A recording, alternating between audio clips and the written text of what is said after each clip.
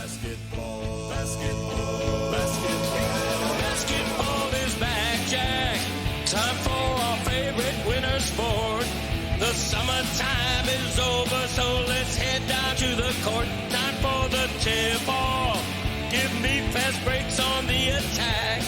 Will you shoot a three or take it to the rack? Basketball is back, Jack. It's a dream shake down in the post, or a killer cross you love the most. When the offense tries to run and gun, is it man-to-man or box and one? It's big plays and talking smack. That's how you know that basketball is back, Jack.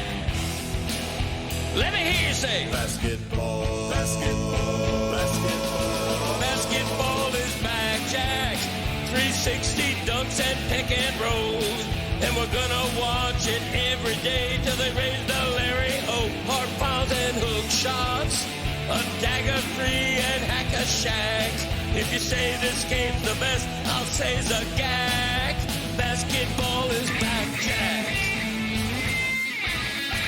Basketball is back, Jack. Basketball is back.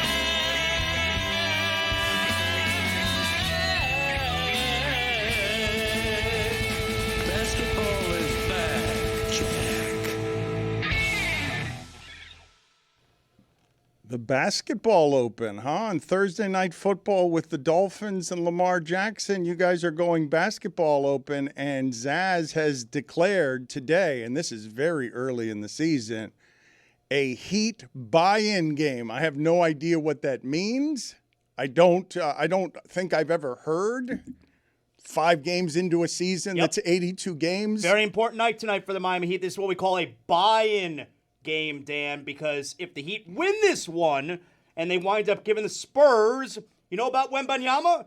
If they wind up giving the Spurs their first loss of the season, that's a buy-in game for them. Then you could take them serious. That's a buy-in game. Yeah, you've mentioned that a couple of times now, though I'm not totally sure what it means. That means if they beat Wembanyama today on the road, you're going to make them championship contender worthy? Now I'm buying in. I'm buying in. But you're a homer. You always buy in on the Heat. No, that's not true. I went into this season very skeptical. And I told you as recently as yesterday, I'm very confused about what I'm watching with the Heat. But tonight, if you tag the Spurs with their first loss, if you take that ass against Wembanyama, then I'm buying in. Narrow ass. It is a narrow ass. Narrow ass, Dan. Have you seen that ass? It's one of the narrowest asses to ever dominate basketball, I would say. Wembanyama, Amin, your thoughts here? Heat against Spurs tonight? You believe this is a game worthy of buy-in status as declared by Zaz?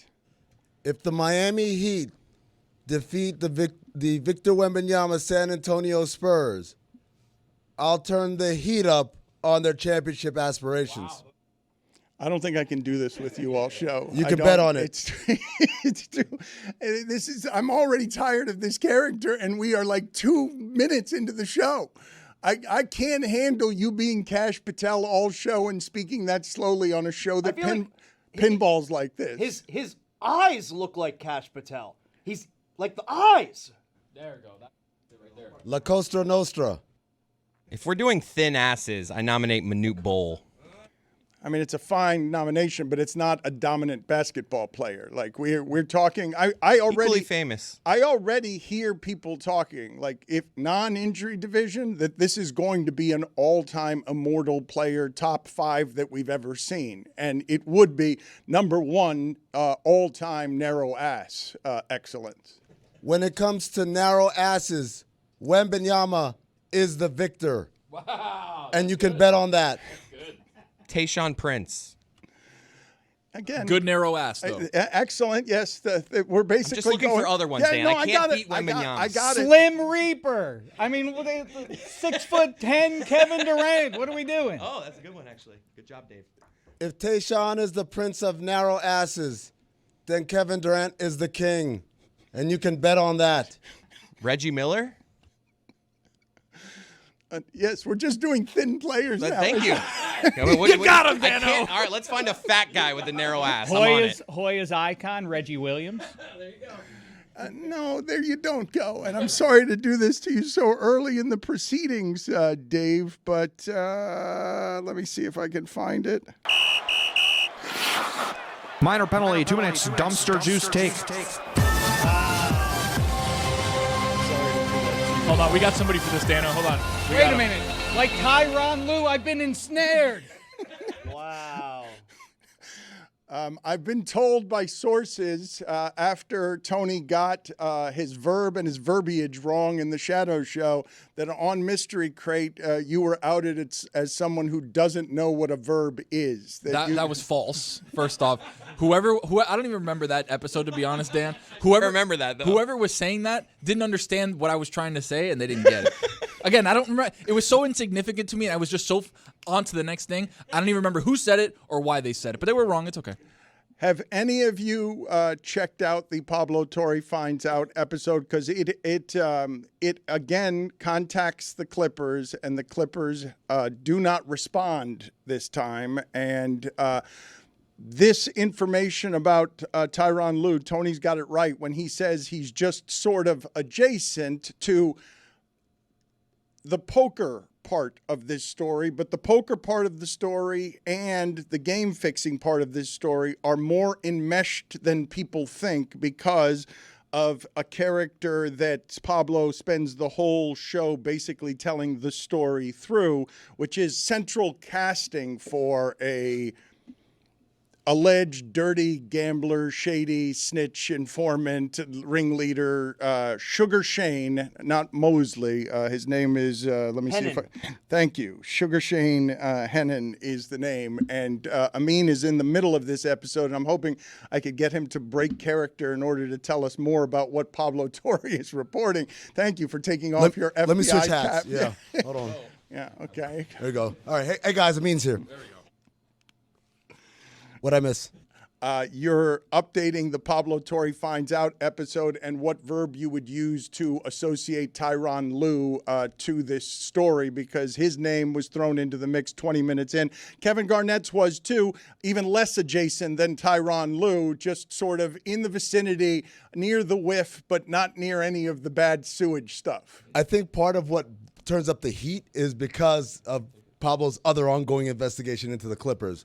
If Tyronn Lue worked for the Milwaukee Bucks or for the San Antonio Spurs and his name came up here, I think you'd have the same feeling that you did about Kevin Garnett and Paul Pierce and all those other guys who have played in some of these card games. But I think it's because he's with the Clippers and we know how much work we've done about the Clippers in the last couple of months.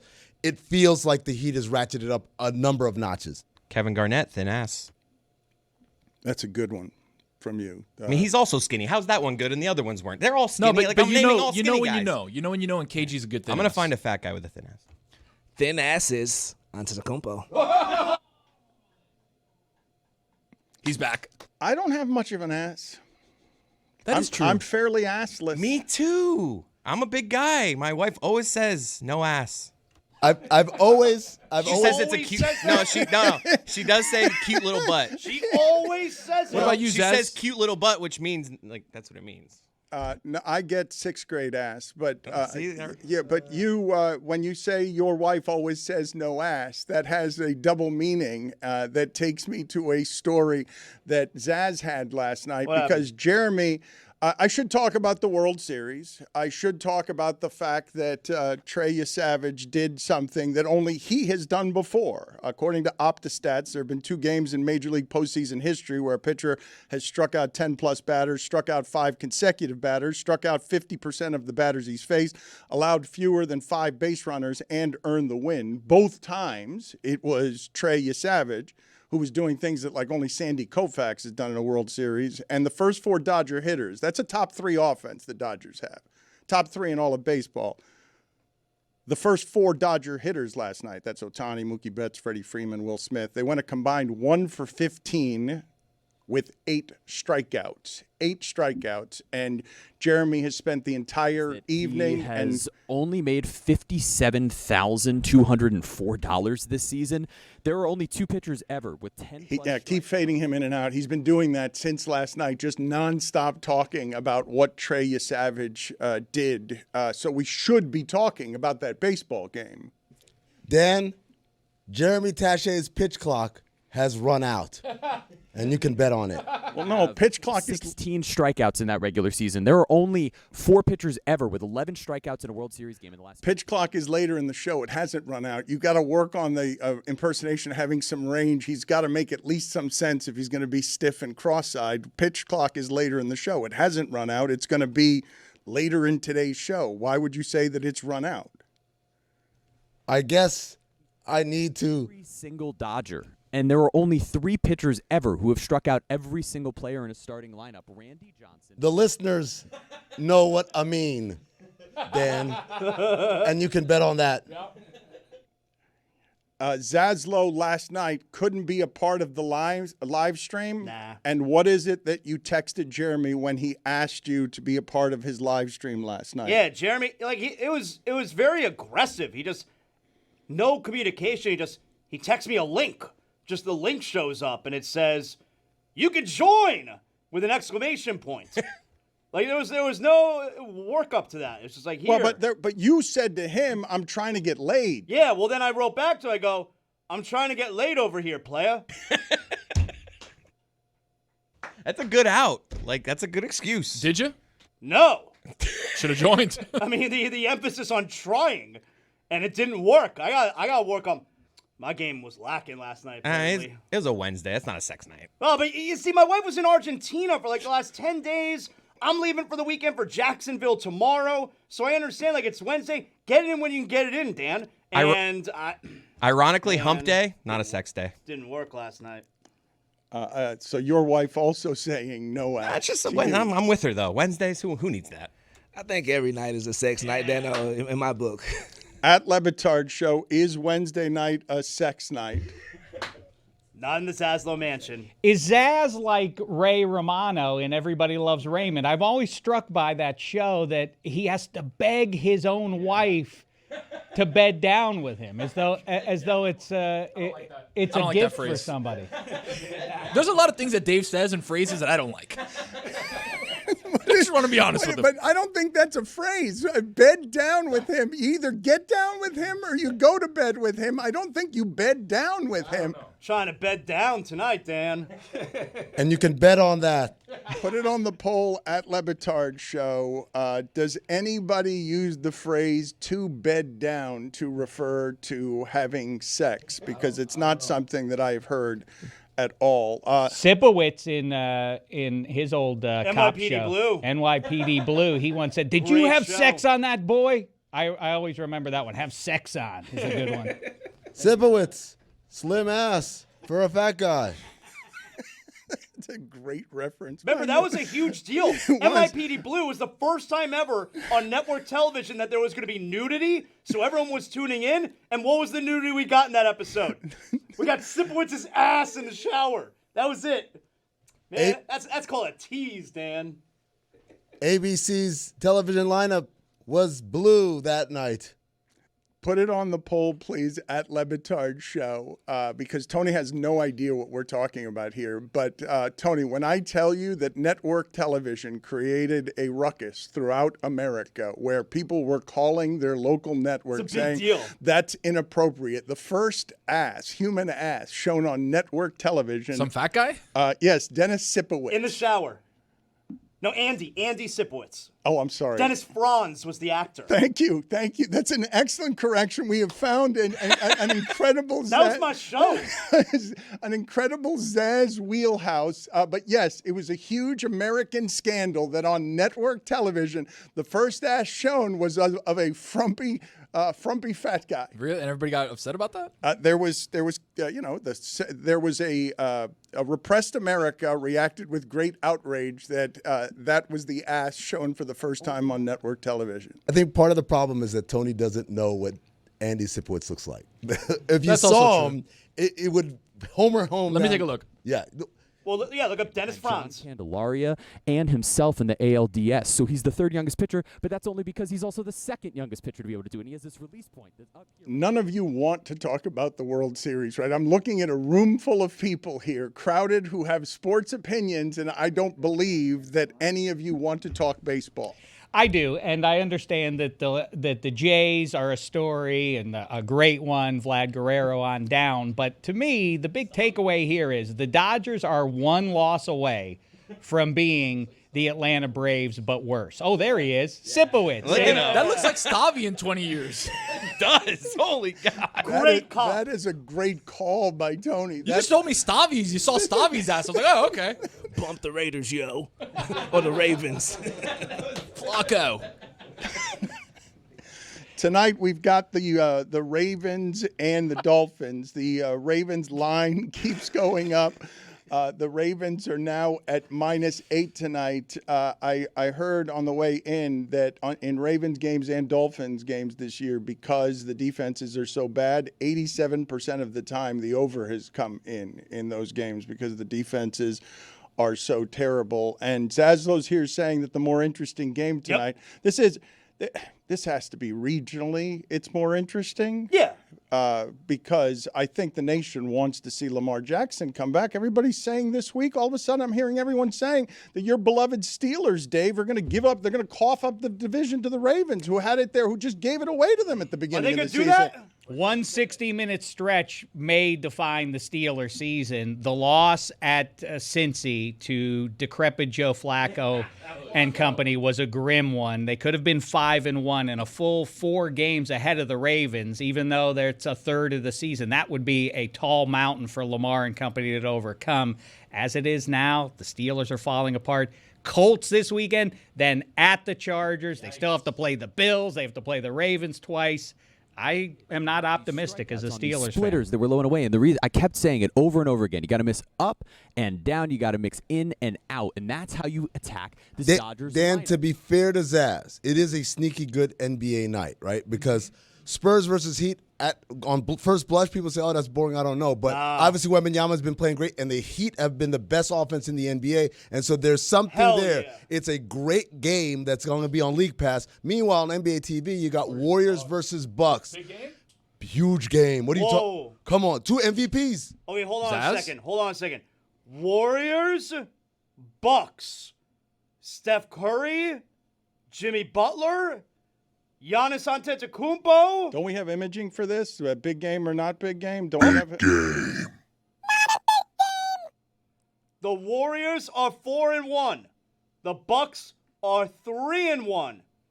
Something's got to give. That's a big game. That's a big game. That's a big game.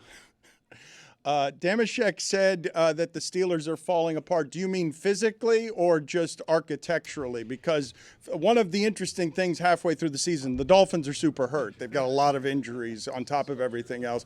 But one of my favorite things in the middle of the season, as people fall apart, as teams fall apart, and human beings fall apart, next thing you know, you're looking up and the Broncos need some help to get to the top of the division and catch the Chiefs. And how are they going to do it? With 41-year-old Mercedes Lewis.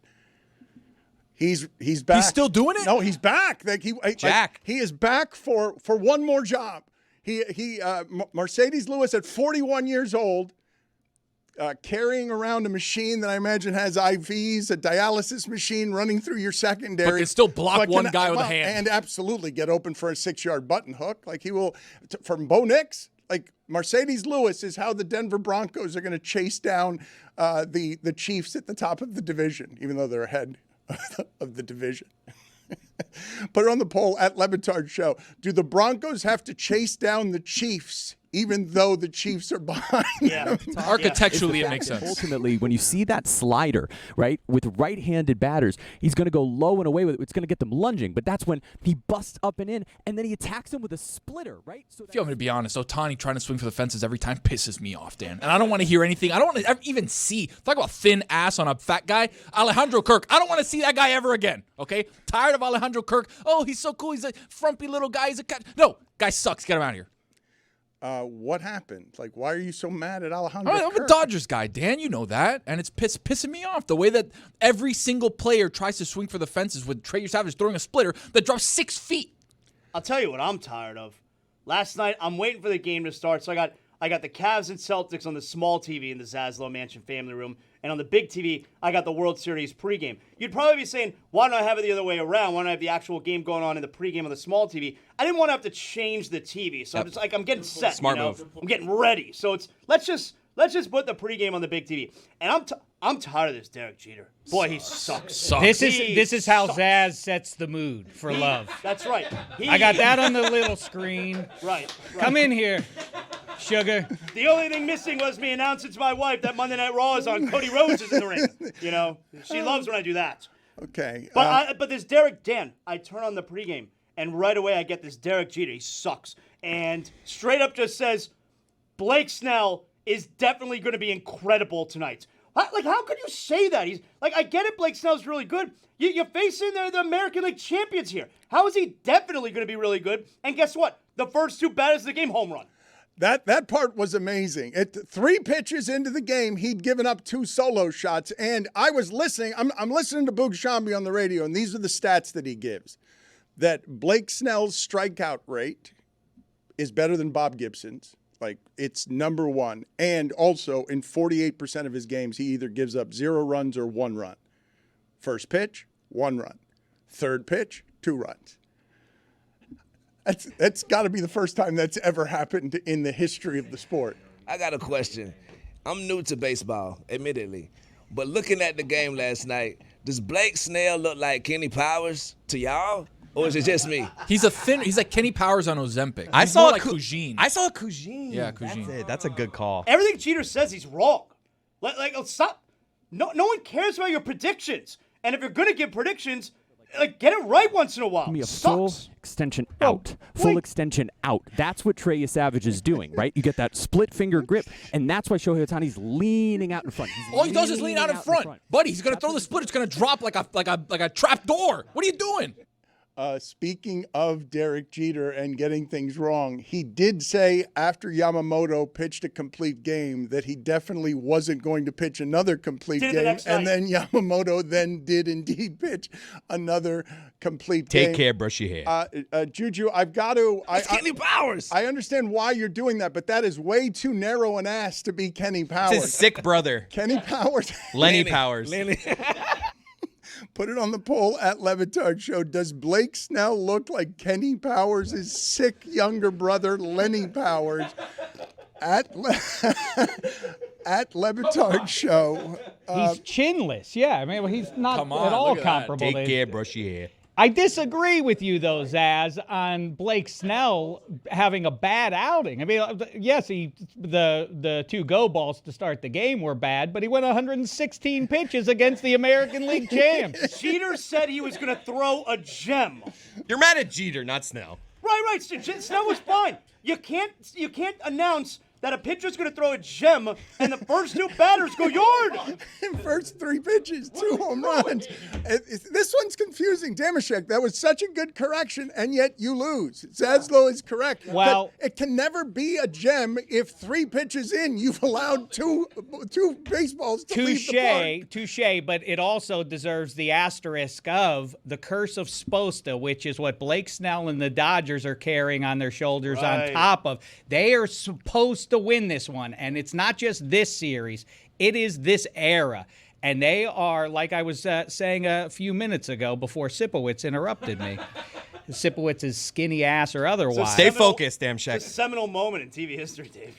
Yeah, the Dodgers are about to become the Atlanta Braves, and I think America at large is going to be happy about it. I mean, they have 2 titles versus the Braves having the 1, but the COVID one only counts for half, and I think we all agree with that. Well, I'd be careful with that, just given that it's Yamamoto in Game 6 and then Ohtani in Game 7. And in Game 7, the Blue Jays are going to throw Scherzer out there throwing 92 miles an hour. That is not who you want to be your Game 7 starter. How old is Scherzer? Is Scherzer as old as Mercedes Lewis?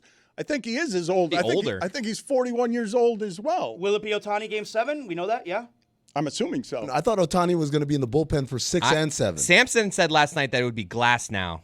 in Game 7. But Ohtani will be ready. All Available. arms available Game 7. Yeah, but still, okay, if it's Glasnow, I mean, Glasnow's also an ace. Like, Nice correction for Dan, who clearly doesn't know what he's talking about, because you have a guy in Blake Snell who looks like the only person in the world ever named Snell. And why is he throwing fastballs early in the game? You got an ever-aggressive Blue Jays team. They jump on Now first. he's going after you. No, well, that's the other thing. I tune into his broadcast last night, and the first thing he's doing I was is, trying to be busy. questioning all of Blake Snell's technique and strategy when he's a two-time Cy Young winner, and Jeremy's out here saying, well, you got to throw that fastball in a different place. Well, yeah, probably. Yeah, probably. That's probably what The Blake splitter, Snell it's a was- trap door, Dan, it falls. Ultimate aggressive team in the Toronto Blue Jays. They led the league in hitting for a reason. They jump on that first. Oh, the video team thinks he looks like Nick Wright. While all of you are here, can I get the bucket in play, because we've got a crowded show today. David Sampson's going to be on with us. Pablo Torre is going to be on with us. Jessica Smetana is going to be on with us, and all of us here are going to be at the Miller Lite watch party tonight in Kendall. It's a block party. It's a costume party. It is the Dolphins against Baltimore in a game that I suspect only has a regional interest here that is real super thin, because I don't expect much of anything from the Dolphins this season. And to be more than a touchdown underdog at home, I don't expect much from them tonight either. Danny, you said it. We're throwing a Miller Lite watch party for Thursday Night Football. Dolphins, Ravens at the Flanagans in Kendall. My home Flanagans, by the way. Kendall Drive and 127th Ave. Join us tonight for a Halloween block party. Costumes encouraged. Come hang out with the crew. Dan, Chris, Roy, Tony, Jeremy, Amin, Juju, Dave, Damashek, and more. Party starts at 6. Kickoff at 8:15, and don't miss Flanagan's $1,500 costume contest. It's Miller Time, presented by Miller Time. Maybe we'll have a special guest appearance by Cash Patel, too. Cash Patel just distracted your read there by putting. The thing is, his jacket is very FBI plasticky, jacket right? on. Yeah, and it's like I hear the rustling, and then my senses, I gotta do a chameleon thing where I split my eyes and look the other way. That's how you know the FBI is coming. They got them windbreakers. Exactly right. Did put it on the poll at Le Batard Show. Is that how you know the FBI is coming? They've got them windbreakers. Tony, did you listen to Pablo Torre finds out? Because Dano, I found out. Pablo Torre finds out. Tony finds out. I got something for Pablo Torre later on. You do? Oh yeah. Do you want to give anything to the audience in the way of a tease on Yes. this episode? Because Amin is starring in this episode. Amin, who is doing a lot of role playing throughout Meadowlark Media, he looked like a poker player. He was dressed a bit like Chris Moneymaker in terms of trying to put the sunglasses on and trying to give off the appearance that he was in a rigged card game. What can you tell us about the episode, Tony? How much of it did you absorb and retain? The entire thing. So obviously the episode centers around this guy, Sugar Shane, who is kind of what Pablo's painting, maybe the architect of some of the things that are going on, right? But there's a lot of callbacks to former episodes where there was stuff with the Jonte Porter group chat. So the Malik Beasley story in July. So with all of this together, right? Tyrone Lue is mentioned, KG is mentioned, but the entire show basically is framed around this guy, Sugar Shane. Allegedly, who's allegedly maybe taking a plea deal, but then also maybe also pleading not guilty.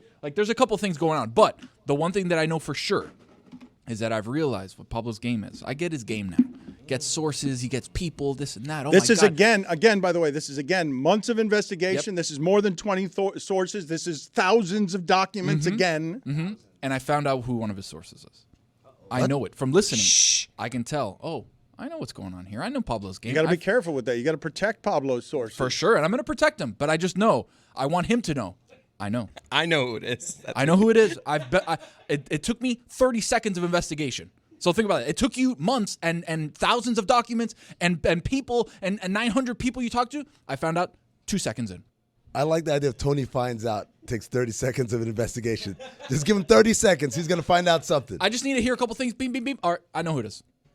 But Dan, to the point of the episode, this character, Shane Hennon, astute listeners will remember back in July when we were talking about Malik Beasley and the Jonte Porter text messages, as Tony mentioned. Shane Hennon was a central figure in all of this, right?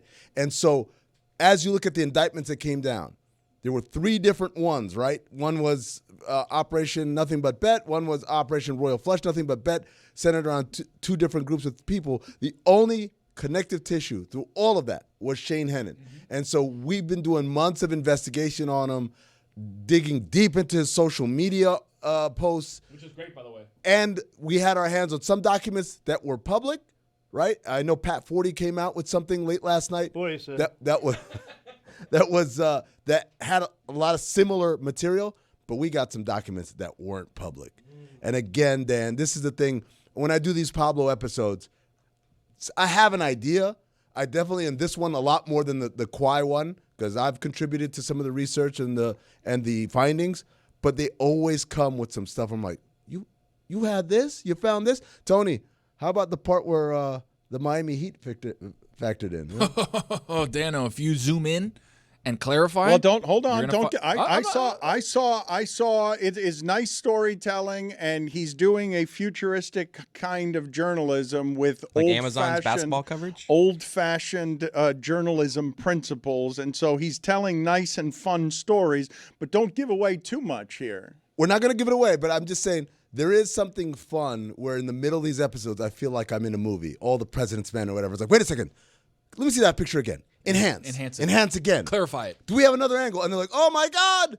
It's an amazing reveal. And it's again, the fruit of months and months of research. Okay. And amazing reveals are part of what Pablo does. But I think I am with Tony Finds Out and the 30-second episode of Pablo's fallen in love with that voice distortion. He's fallen in love with the shadowy pixelation, and he did it to somebody that I believe I've heard tell that story without pixelation or without. This is not Dan Finds Out. This is not Dan Finds Out. I don't know. I'm not. My boy Cook. Kind of sounds like you're finding out. I have not found out. You found out because I told you. I'm theorizing about what you found out. I also thought it was that guy too. Whoa! I gotta not feel Chris like Finds Out. This is not Chris Finds Out. Chris Tan Finds Out is like 10 seconds long, and then Chris Finds Out is like 2 seconds long. I just saw the distorted sound. I'm like, oh, I've seen that guy tell that story. This is like that scene in There's Something About Mary where it's like 5-minute abs. Like, that's great. Until someone comes out with 4-minute abs. Like, no. It's 5-minute abs. When I 50% saw of the batters they faced, fewer than 5 base runners and a win. Both of those postseason games, Trey Yesavage. He's just the 12th pitcher ever with 12 strikeouts in a World Series game. When I saw the modulation, my immediate thought was, wait a minute, I think Pablo is doing this to people who aren't asking for anonymity because he just likes doing it. That guy has spoken a couple times, and I don't think he's. Maybe he that wants guy. to be. Again, what I found out. I don't think that guy wants to be muzzled, Dan.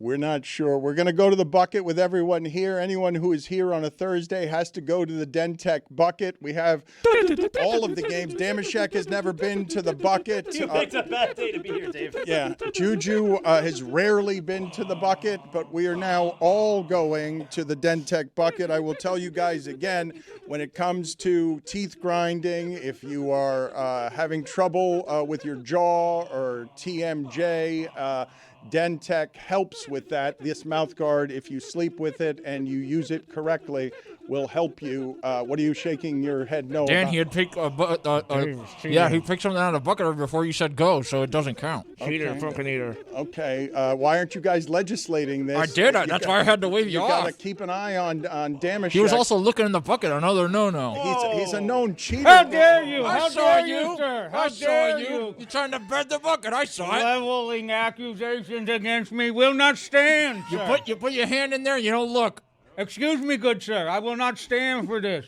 I will not be ensnared in your accusation. You are standing. Can I now take one? Yes. The bucket is presented by Dentech's Ultimate Fantasy Football Punishment. I got the exact same one I took out beforehand, the Kansas City Chiefs. Learn more and sign up your league at dentech.com. They're a 2.5-point favorite at Buffalo. That line keeps going up in favor of Kansas City. Are you taking them, or are you going to put it back and try and get a better one? I am going to take the Kansas City Chiefs to cover against the Buffalo Bills. Right, on to Juju. Josh Allen has beaten them a lot in the regular season, right? He just never beats them in the postseason. Yeah, don't bet on it, John Dano. I got the New York Giants. The New York Football Giants are 2.5-point underdogs at home against the Niners. No Scalable, no picking the helmet. Wow. Scotto was showing the line. Remember thing? I got the Raiders. The Raiders. I'm sorry, they're a 3.5-point dog at home against Jacksonville. I don't think that's that bad. That's a live dog, Dano. If you're going to get the Raiders, it's a decent spot That's to a get the Raiders. dead dog, Tony. That's the Raiders. Tell me about it. They both are dead dogs, Dano. I got the Tampa Bay Buccaneers on a bye week. Yep, you got to buy. I'm undefeated this year. Cash Patel, it is your turn to reach into the bucket. Go Go ahead. Costa Nostra. Stay in character. You got to keep your eyes crossed. You're not keeping your eyes crossed. Sometimes it's hard to see the truth. I got the Bears. The Chicago Bears They are on the road at Cincinnati. They're a 3.5-point favorite. I'm putting it back in the bucket. Really? Wow. Scared of Joe Flacco. I can't bear to bet against Flacco, and you can bet on it. Flacco. Joe Flacco. Probably going to be Jake Browning. Yeah, Joe Flacco's a big maybe. Oh, wow. He should have Now taken they him. tell me. Damn it. I got the Niners. Oh, their favorite. McCorkle. At the Giants, 2.5-point favorite. All right, here we go. Tony, that's good analysis, just shouting McCorkle. I just got to know. I got the Colts. That feels like a good one. Only 3.5-point favorites at the Steelers. That Damashek Steel. I'm keeping the Colts. Yeah, good move. This is the kind of game that Tomlin does win. That keeps them in play for 9-8, 10-7. This is a Tomlin special. I was looking at them for Survivor this week. I'm like, nah, the Steelers could do it. This is the game that Aaron Rodgers loses, though. All right, let's do it. All right, Zaz is up. I got the Browns.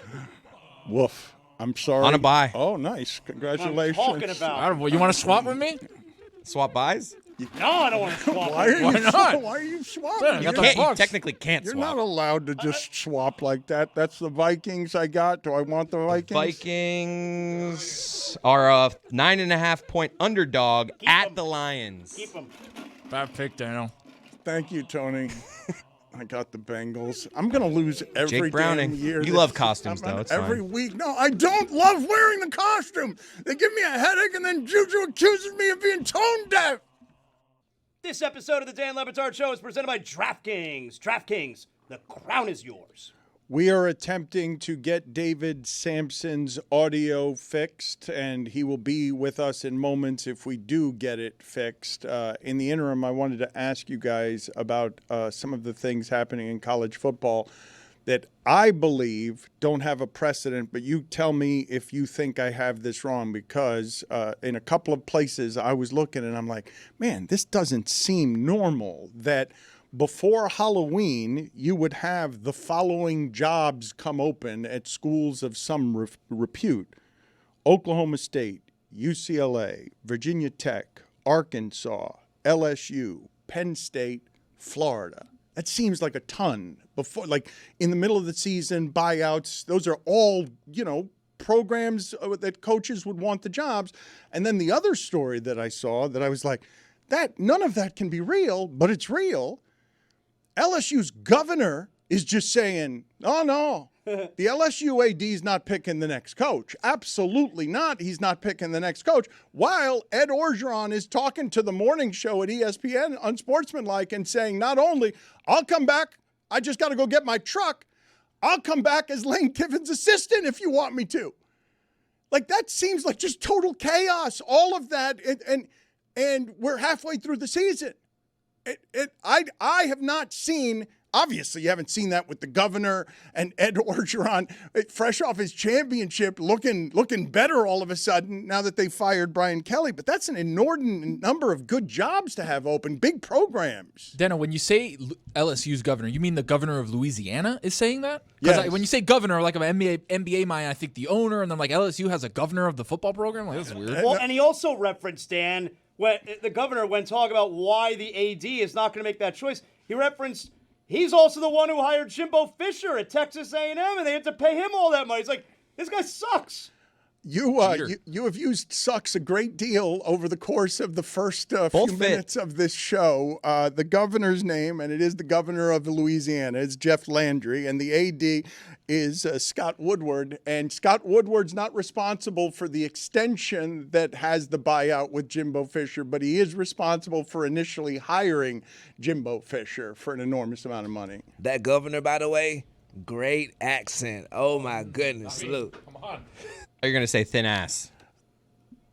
Not only a great accent, Juju, it's exactly the way that I want my governor of Louisiana sounding, and it's exactly the quotes I want to hear him giving when he says, oh, the AD's not making this hire. I'm going to make this hire with a bunch of important people. I just have never seen that happen before. Have any of you seen it happen before where the governor of a state comes out and says, no, my program, not the athletic director's program? I love it. I think this is a lot of fun in our homogenous society, ever more so. It's great. It's sort of like Brad Wesley in Roadhouse. He plays by his own set of laws. I'm going to call the cops. He owns them too. That's great. That makes it more fun, right? It turns it into a movie. I know what homogenous means, but Chris was struggling with it. Can you break that down, bro? No idea. I heard Amin say it a while ago and thought I would sound smart. And I'm going to get richer. I mean, Dan, you've never heard a governor talk. This is how the governor is talking about the current AD. Quote, we are not going down a failed path, and I want to tell you something. This is a pattern. The guy that's here now, you won't even say him by name, the guy that's here now that wrote the contract cost Texas A&M $70-some million. Right now, we have a $53 million liability. We're not doing that again. And you know what? I believe we're going to find a great coach. Well, that sounded more like Zaslow than it sounded like the Cajun accent of the governor of Louisiana. That just sounded like the way you say Thai food. I don't think you weren't very deep in character on the Louisiana accent there. And I want to tell you something. It's a pattern. No, but it's getting worse. No, I was just emphasizing. I wasn't trying to do an accent. Just make sure everybody heard me. Regionality is great. It's been taken away from college sports. It's why they mean more to the players than being a professional athlete. And we need to get back to that. And I'll go extreme. What this reminds me of is my old idea that you should only be able to recruit guys from your state. Let's see who the best state is in college football. Let's see who the best state is for basketball and so on. As these Olympics approach, what if the NFL required that only people the original 6 in the NHL for Olympics for 25 years. People talk about the original 6 as though it was a funny little chapter in sports. It was a quarter century. There were 6 teams, and the Canadians won the majority of the Stanley Cups. Why? Because you had negotiated. There were 6 teams. Well, but why then did the Rangers never win Stanley Cups? It's because you had negotiating rights with players within, I think, a 50-mile radius of city center, which is hysterical and fascinating. And I don't know how anybody ever went to games in New York, except for the novelty of it. But you knew you had no chance of ever winning. But setting that aside, yes, I would love a state Olympics. Let's do that. Let's see what is the best sports state. And at minimum, what if you did that with the NFL? That you could own Miami would do well. And so would Los Angeles. And yes, Amin. Thank you, Dave.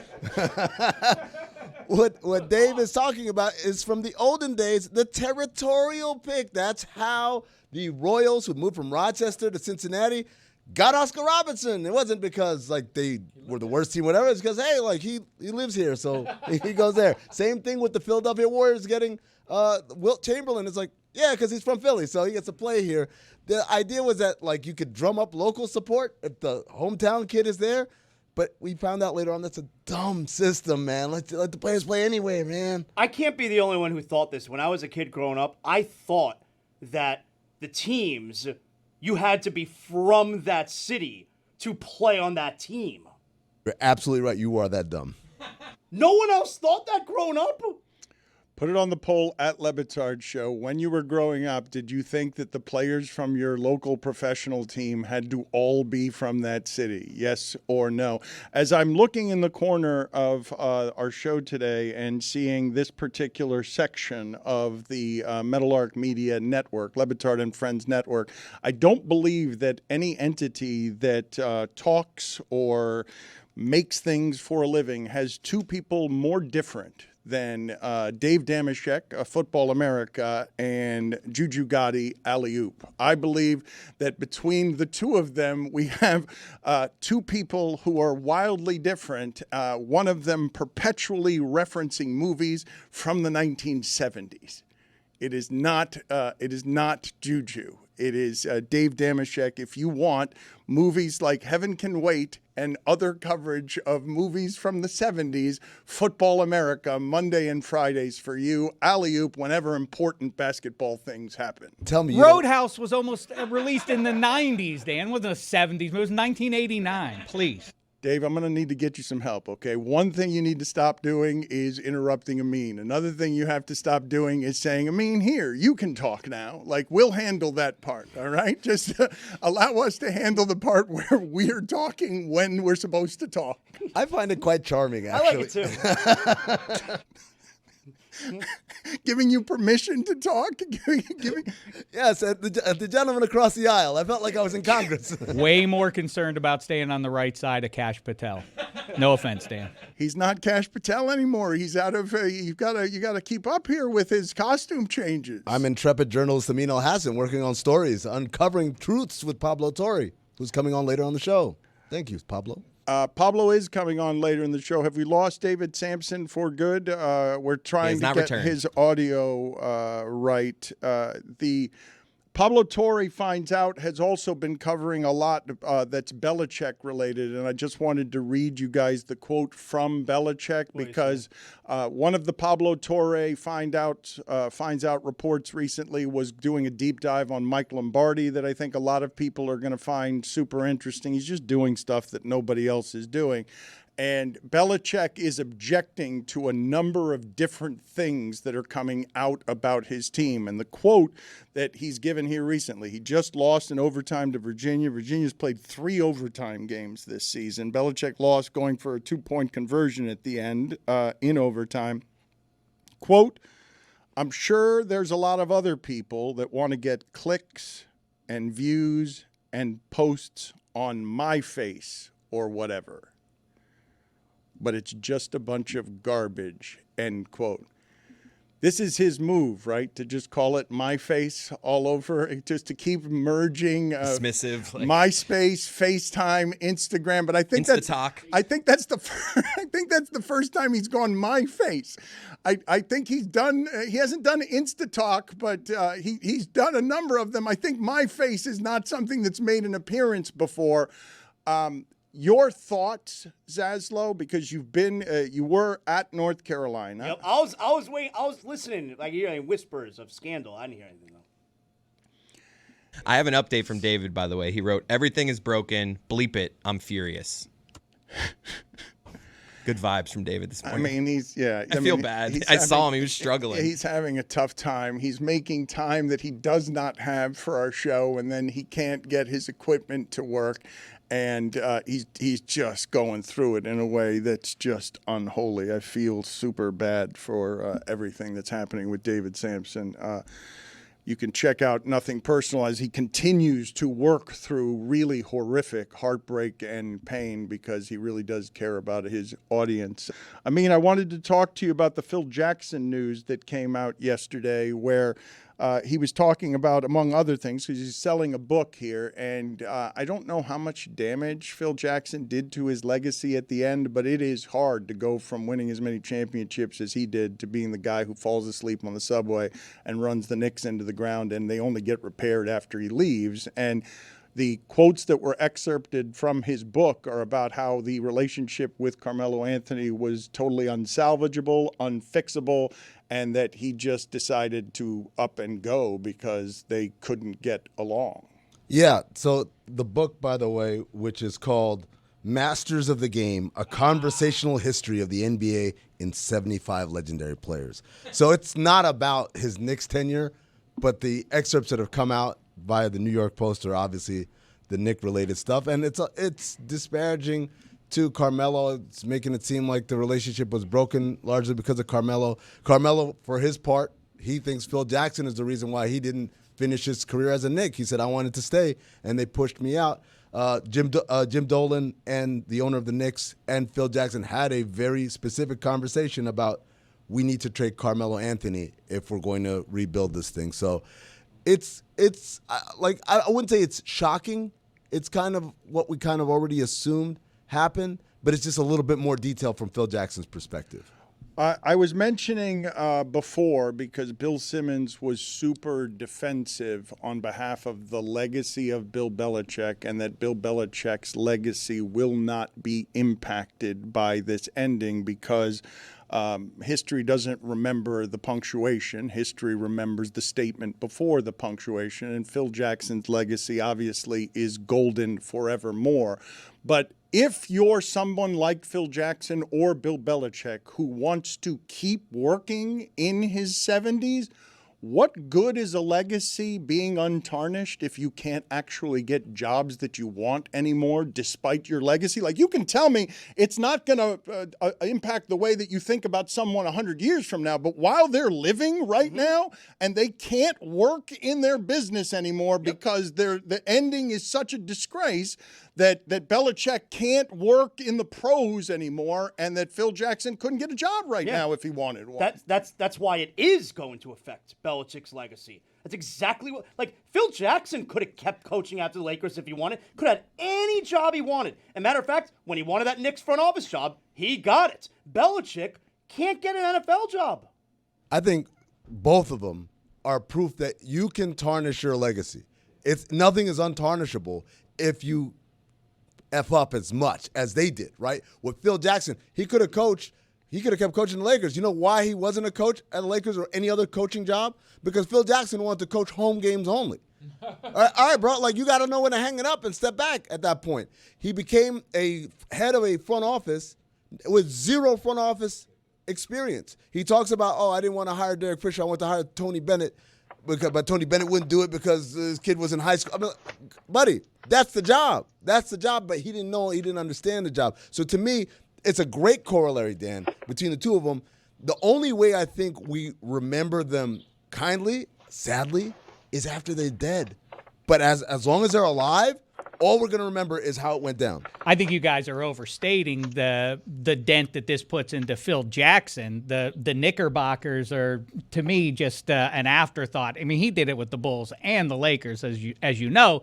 Bill Belichick has really wrecked his legacy, in my opinion. It now stands to me, if on either side of Tom Brady, he was a mediocre coach, mildly successful, I guess, with the Browns, but in total, Belichick has really done some damage. And obviously, people want to genuflect to him, legend and all of that. But the stuff with the woman is weird, and that also dents his legacy. Let me ask you a question, Dave.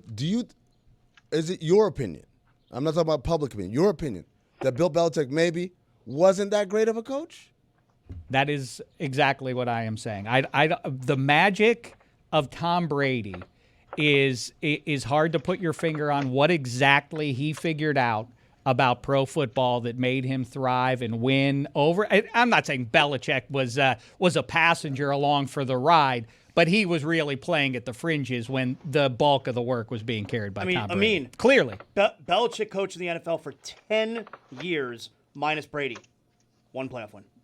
Yeah, but Brady wasn't coaching the defensive side of the ball, though. So, like, there has to be some sort of, like, all right, Belichick did something. It wasn't just Brady doing everything. But Brady's on the defensive meetings like, all right, guys, let's go. But Brady then went somewhere else and won. Brady's amazing. Brady won a Super Bowl 13-3. That's not Brady winning that Super Bowl. Yeah, like I feel like we're really oversimplifying kind of everyone's contributions, right?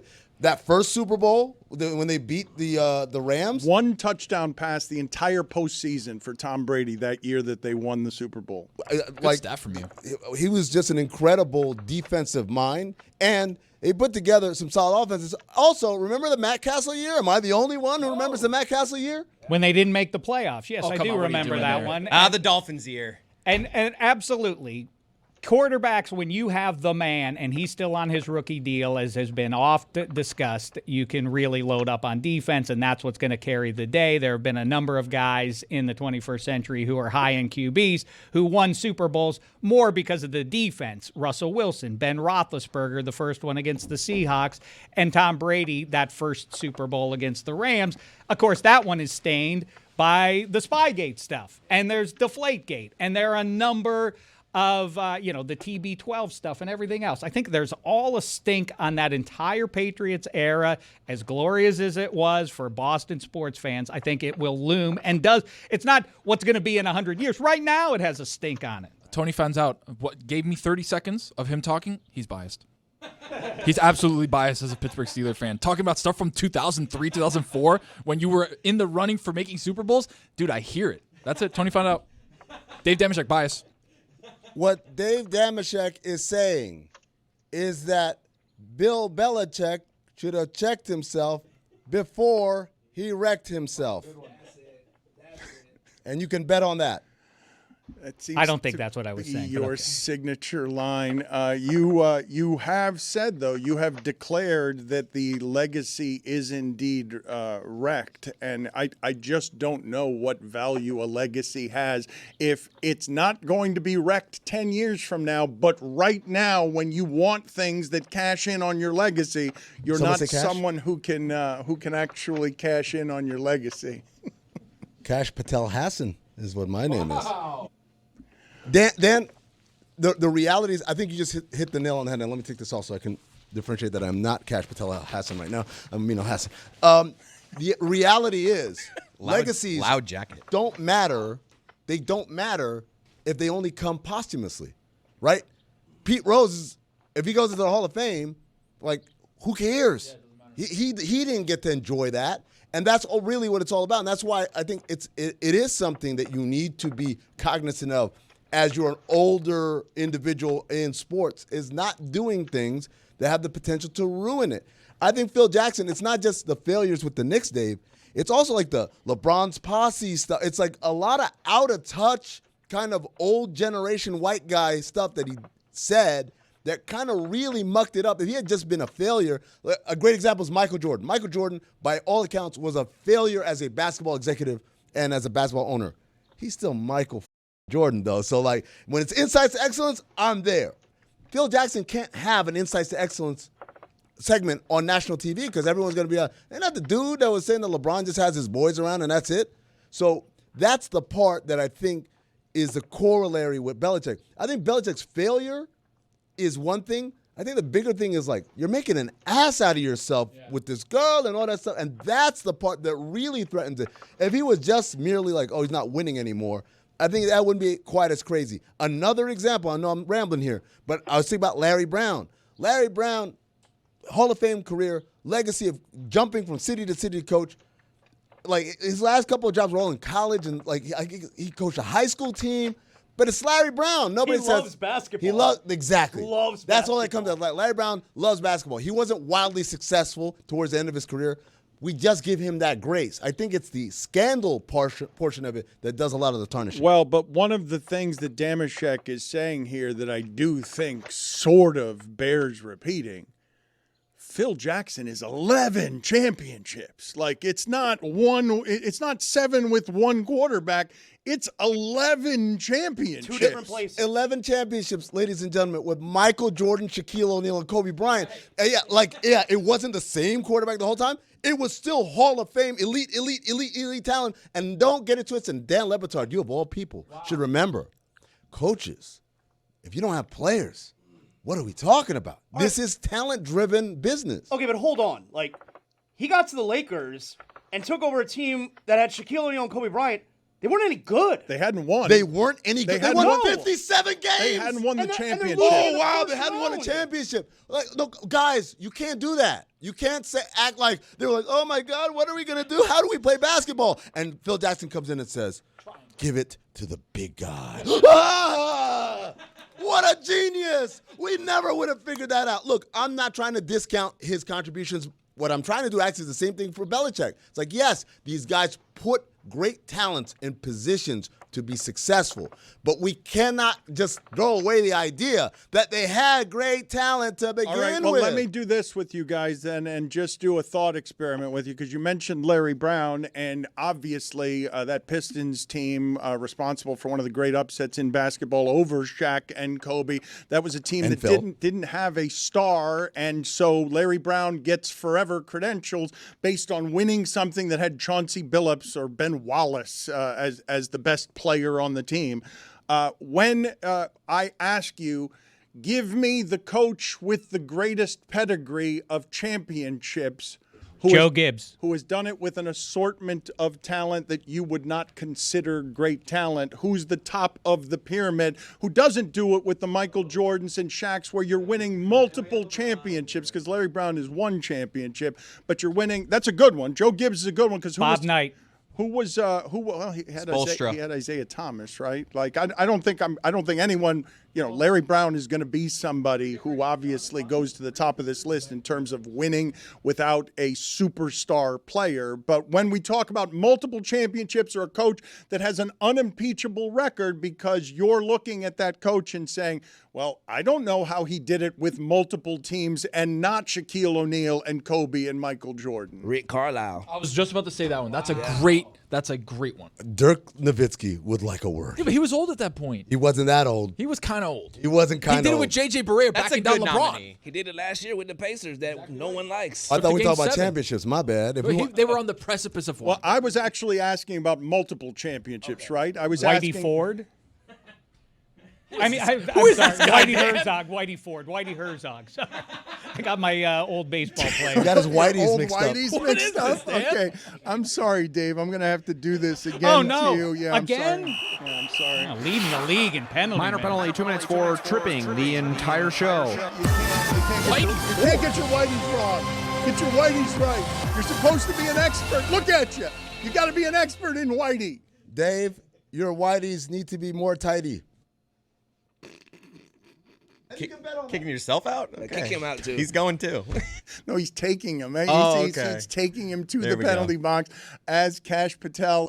Look at What happened here? Zaslow. What happened to your headset? What happened to your helmet?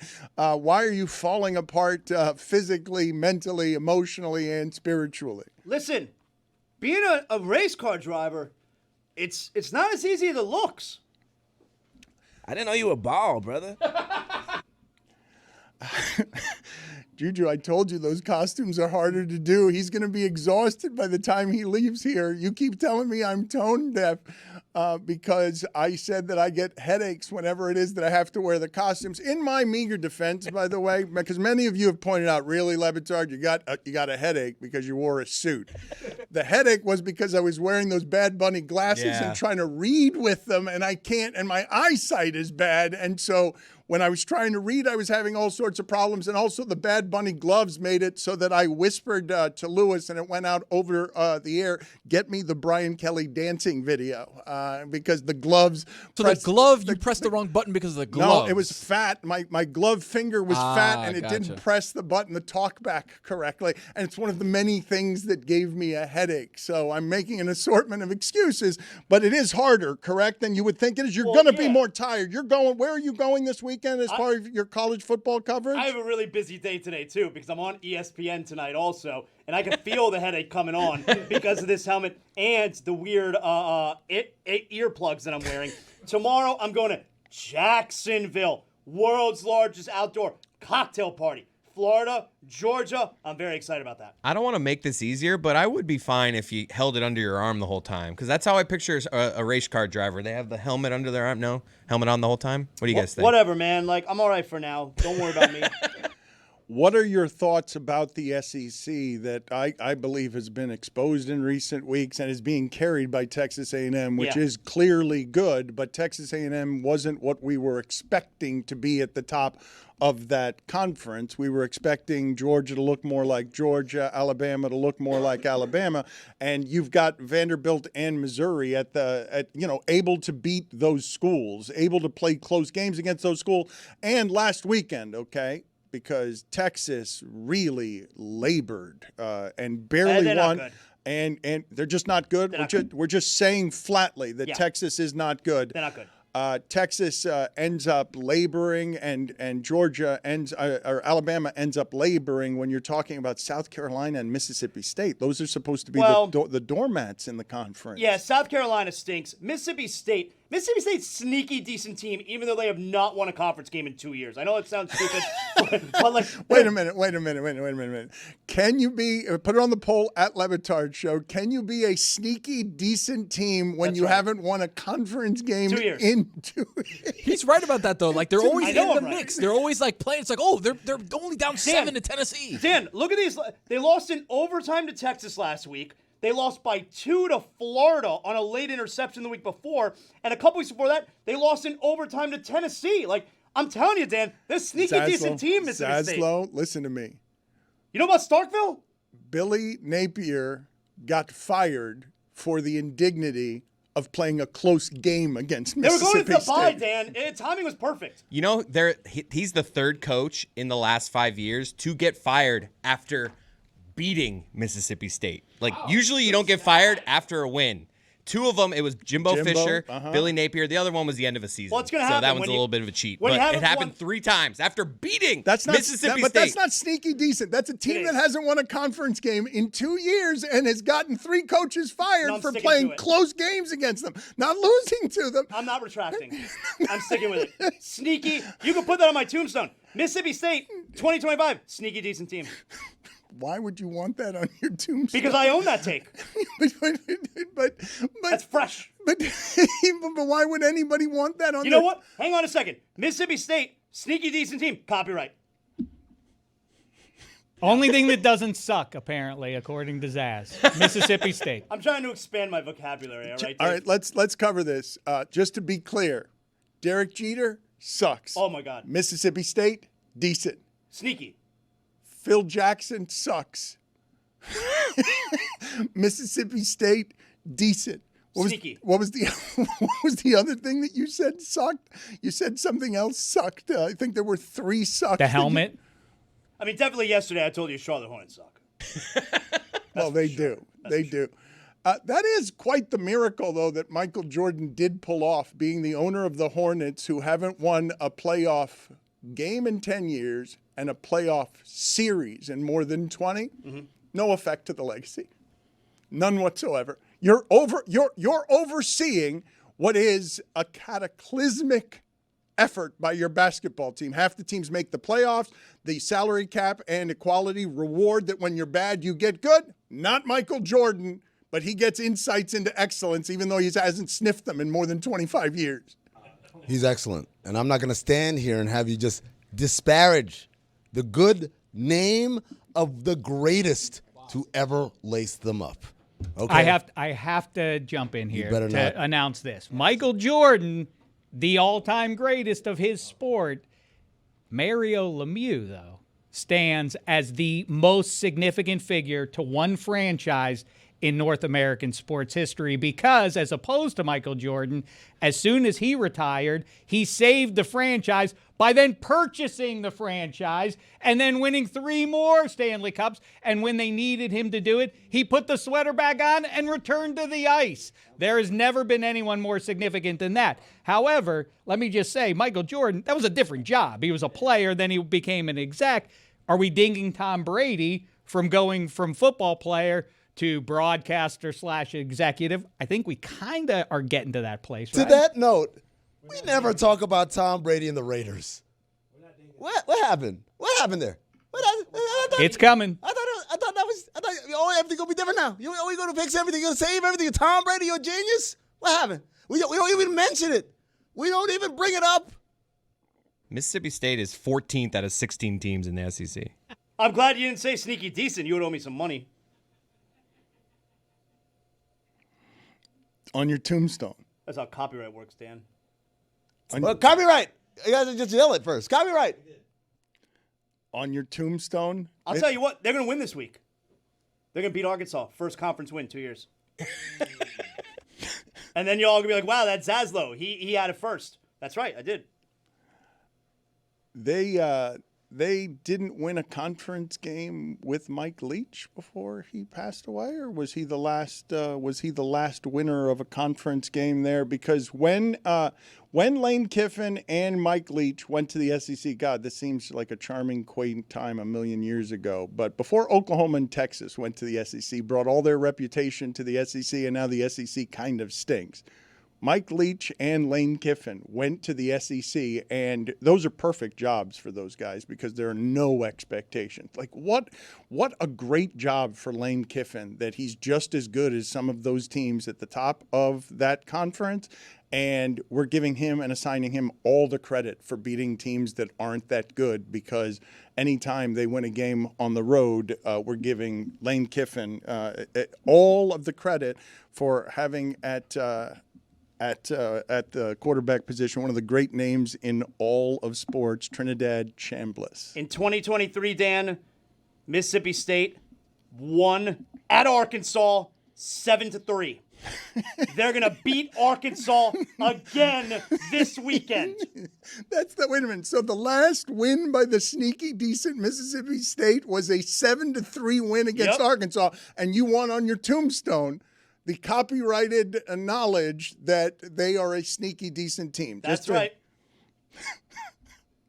No one's going to be laughing when they get that first SEC win this weekend. Be like, wow, Zaslow, thanks for the hot tip. You're welcome. Zaz, how you feel about the Florida Gators going against the Georgia Bulldogs this weekend? Do they have a chance? I think they're going to keep it close in the first half. It could get away from them in the second half. Gators defense elite. All right. But, boy, they're not good this year. Maybe they play for their new coach. I don't know. How good is Texas A&M, though? Because for all of this money being spent on coaches and buyouts, what does it tell you when Mike Elko is sneaking in there and he's nobody's favorite coach? But clearly, Texas A&M is the best team in that conference. There's not a dispute about that, is there? Like we've all been kind of unimpressed by whatever it is that Alabama and Georgia are now, even though they could both be playoff teams. Nobody has been impressed by how it is any of those schools look, and everyone's been impressed by what Texas A&M is. Well, the irony with college sports has become that the way to close the gap on the heavyweights is with NIL, which is sort of the opposite of why baseball has the Dodgers so hated because they spend more than everybody else. The sneaky fact with Lane Kiffin and Curt Cignetti and otherwise is they've closed the gap. By the way, Curt Cignetti, a good name to add to your list of coaches who win without stars, but they both kind of are able to add stars that they wouldn't have been able to get a decade ago because of the NIL age. I don't think there's any reason to pay the coach like that anymore. Like these buyouts and the coaches, you don't have to pay them like that if you're going to just give somebody. If Andrew Luck's going to come to your program and bring you a donor who says, I'll give you $50 million, as he's done, isn't that what you want more than anything? Like if I say to anyone listening to this, what do you want right now? Given what you've seen from Brian Kelly and James Franklin, and given that the top of the sport now has Cignetti and Mike Elko in it, if I say to you, what would you rather have? I guess Nick Saban would be an outlier here because most people are just going to say, I'd rather have Nick Saban. Kirby Smart, too. What would I rather have? Would I rather have somebody who simply brings me $50 million donor by virtue of running my athletic department, or do I want the coach who's going to be whatever, leadership guy that creates a program, but I'm guaranteed nothing? I mean, these buyouts, what are some of the numbers being thrown out on just the buyout figures that we've had this year in the amount of money that's being paid to coaches to not coach? Between three guys, been $170 million that have been fired. And then obviously with that, Oh, that's $250 million. But you can spend that money so much better if I were just to say, you know what, I'm just going to have somebody who oversees this and is somebody who raises money, and I'll have my coordinators handle it, and I'll spend the money on players. I'd rather spend it on players. In the pros, you wouldn't be telling me to go spend the money on the coach. You'd be telling me to spend the money on the players. The previous record for buyouts combined in a season was $118 million, and we've already hit $170 million, to Tony's point, with 3 months left in the season. But then what you're describing is, again, the professionalization of college football, right? Which is when you don't have to spend on the labor, I got all this extra money. So, yeah, I'm going to spend on Nick Saban and all these guys. But as you put out in the NFL, I got to spend on labor. I only got so much I can spend on coaching. And that's what's happening. So now that the labor's getting money, you don't need to pay as much to the coaches. What an interesting thing to live through, like just to watch it happen. Like it wasn't that long ago that Ta-Nehisi Coates was writing for The Athletic about, or no, it wasn't Ta-Nehisi Coates. That was about reparations. What did he say? You understand how I make the connection between injustices, but where they were just talking about how ridiculous it is that the NCAA had the rule system that it has in place, and everything is caved in the last 5 years. I'm all over Mississippi State +4. David Sampson was truly enraged that none of his equipment worked. David Sampson lost his sense of taste and smell during the pandemic. But before he lost his sense of taste and smell, he was somebody who I was always mocking because he likes black licorice. Chris Cody met someone the other day who identified their favorite candy as Almond Joy, and that's not a person who can be trusted. Like, that's not a person who can be trusted. I don't think I've ever had an Almond Joy. You are so strange. Whatever, man. Every time we talk about anything, get him an here, Almond Joy. Get him an olive. I haven't had one either. Get him an Get a couple of them. I, too, would like to try that. You call it Almond Joy, is it? Yes, an Almond Joy. By the way, and you say I met them. They're in our midst. It's someone that works here. They're off air, but they said it, and I was just like, that's crazy. Put it on the poll at Le Batard Show. Can you trust someone who mentions Almond Joy as their favorite? It can't be your favorite. Right. Almond Joy is very good, but I resent it because it only comes in milk chocolate versus Mounds, which is dark chocolate. Now give me the almond inside the Mound. Now we're cooking with gas. Yeah. Almond Joy's got nuts. Mounds don't. None of that was weird. Me never trying Almond Joy. No, I'm just saying that you keep saying the things that you have never tried. It's a long list so far. You're not a very adventurous eater. I know what I could look at something. I know what I like. I know I could see it. I'm like, I don't like that. I know. Chocolate almonds, you think is something you wouldn't like? No, but there's something else in it too. It's not just it's coconut. Yeah, I don't like that. That's See? Mounds. I knew. I don't That's like Mounds. that. Mounds is the coconut. Almond Joy, no coconut. But Almond Joy has coconut too. It also has an almond in it. The distinction is the milk chocolate versus dark. Almond versus no almond. Please keep up with me. As I said, I've never had one. Can I? It's pronounced Joy? Almond Joy? Pablo Torre has another Pablo Torre Finds Out exclusive. We have been making fun of the fact that he seems to have modulated and pixelated somebody who has been telling that same story without Pablo, I'm onto you. Without the modulation. We have important stuff to do here. He just got an Almond Joy. Or the pixelation. You're going to try it? Okay, hold on a second, Pablo. We'll get to your reporting in just a second. Coconut and almond chocolate candy bar, Tony. Coconut. Told you. Do you like coconut? Not really. Pablo, do you have any opinions on this as we wait for this? Yeah, I'm a Raisinets guy, personally. Strong. Sneaky strong candy. As your favorite? Yes, #1 draft pick. Ooh, I don't know By about the way, that. by the way, can I? Have you guys talked about gooning yet? Have you guys done that conversation? What Gooning? are you doing here? What are you trying to do around here, buddy? This is a family program. I don't know if that means what you think it means. I don't think you're using that correctly. No, he's Chris. using it right. He's using it right. I don't think I couldn't tell if Chris was hitting the sound for Zaz or for me, because in my case, the gooning I'm referring to is truly like there's a rainbow coalition of people who are gooning. Gooning. Can someone explain to Chris what gooning is, so I don't have to do that? Yeah, it's not what you think it is. It's more just the way you sound saying it, like rather than what it actually means. Pablo. Okay, I can so hold explain on. it to Chris, you. Cody's lecturing me on sounding white. Proceed, I mean. Yeah. It's when you're a really, really big fan of the Houston Rockets and Alperen Sengun in the particular. The Gooner. when you're really Turkish into delight. that, you're like, hey, you guys want to go goon? That means like you're going to go watch Operation Goon do amazing no. things. And everybody's like, yeah, let's goon together. Nope. Sometimes you watch the Goon's film. got Zaz found something out, didn't he? You He can- found out he was wrong about the Almond Joy. I'm going to tell you something, Dave Damashek. I'm glad you mentioned that. Almond Joy, that's good candy bar. Really? You like Doesn't coconut? suck. Mississippi State and the Almond Joy. That's a good coconut. I like that. Can I explain why I'm talking about gooning in bring the me another. context of Zaz reviewing that? That would candy be bar? great because I've gotten lost in the weeds here on Chris Cody not knowing what gooning meant and me not really understanding why Right. it is that you're using gooning in this way. It's a fair question. Gooning is the process of like edging without letting yourself come to a release. It's a thing that Harper's Magazine wrote. Okay, I deserve the sounder for that. It's a pretty wide reference. Harper's Magazine wrote about gooning. Harper's this week. Magazine wrote about gooning. Is it Zach Harper's Magazine? I don't know that fool. Somehow, one of the oldest publications has a sensibility of Zach Harper, this week at least.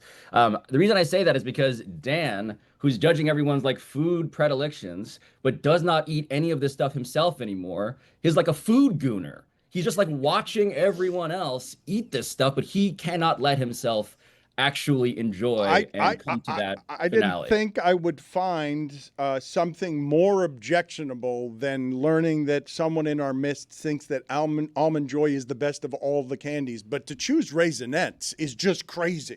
Like to choose What's wrong with Raisinets? the chocolate raisin is the best of all the candies. You can't know another person who would say that. There's not another person you know that says that. That's the opinion of a man whose brain has been addled by his food gooning. I regularly enjoy all of these selections. You merely remember what it used to be. I loved loved Raisinets. I just don't know. I've never met anybody who would say that that's the greatest of the candies. It's not even the greatest of the movie theater candies. What do you go in movie theater wise? A bunch of crunch. It's easy. Reese's Pieces, come on. Zaz, yep. Pickles. Y'all Come thinking on. too hard on this one. Snickers with almonds in them. Come on. At Le Batard Show, do you know anybody who would choose Raisinets as their favorite candy? And also put on the Le Batard Show poll, do you know anybody who would choose Almond Joy as the favorite of their candies? Getting back to Pablo Torre Finds Out and some of your very thorough reporting again. More than 20 sources, again, thousands of documents, again, months of research. You've gone into the thicket. You know some things, I think, that not even the FBI knows. I might guess that you have some information that is not widely known. What did you think were the most interesting parts of the tale that you spun today? So I'll lead with the sort of big picture macro concern the NBA should have, which is that we talked to two Congress people, one member of the House of Representatives, Yvette Clarke, Democrat from New York, the other one, Brian Schatz, the Democratic senator from Hawaii. And what they say is that they actively plan to make Adam Silver testify in front of Congress to give answers to hard questions about what the NBA knew and when they knew it, which might be relevant, I dare say, to the NBA team that is across the street from your studio. They want to know, did the NBA actually investigate this? Did they know anything about what the FBI wound up finding? And what does it mean if they did or didn't? That is something that they really do want to take seriously. And of course, sports is always like political theater. But in this case, the argument has, I think, real ramifications for one of the last places in American life that has to pretend that rules matter. So Congress, Capitol Hill, is coming for the NBA in terms of holding them to an accountability that few others, I think, have the powers to do, journalists like myself, unfortunately included. That's kind of the ultimate check on sports, is them taking interest in that. And so I begin with that part because I think the Heat with the Terry Rozier scenario, which we report on extensively, and by the way, Amin, who's there somewhere, Amin is my running mate in this episode, and he is wearing ridiculous sunglasses for most of the episode, in case you were wondering, how is Amin going to bring his gravitas to the proceedings? It's by wearing insane reflective sunglasses. All of this is exhaustive and real and should be a concern. I'm super surprised that you chose politics in Congress as the most interesting thing in your pod. I didn't think that that was the most interesting thing. Not to say it's not interesting. I'm just surprised that that's what you chose. Oh, the reason I choose it, though, is because I guess I'm sort of like accountability brained. I have had the experience reporting these stories where I can give you chapter and verse on the fact that Ty Lue is a recurring character in this story in ways that have been not yet disclosed until this episode. I can tell you that we have footage at the World Series of Poker in which Ty Lue is watching a friend of his have a great victory while sitting on the rail, the equivalent of courtside at a playoff game at the World Series of Poker last year. And the guy who was sitting next to him celebrating their mutual friendship with this poker player is Damon Jones.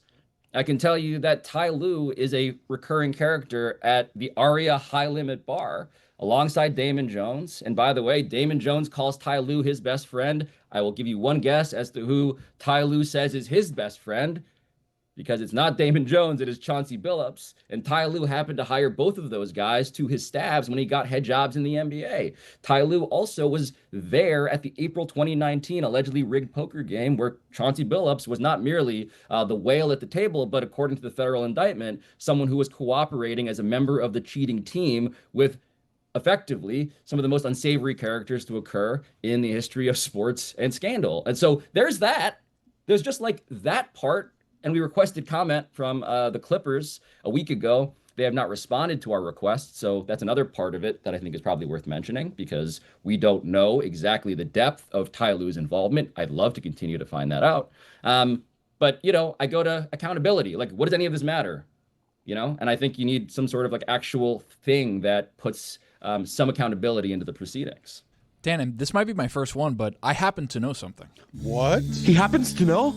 Great Scott, he happens to know. He happens to know. Gather everyone. Get the children. He happens to know. So wise. I have it from incredible sources that Ty Lue is the best gambler in the NBA. Hands down, coaches, players, anything that you can think of in a competition setting, Ty Lue is the champion. The best or the biggest? Best. Like the that, best. that he wins all the time? That he wins. That Right. he knows what he's doing and continues to win.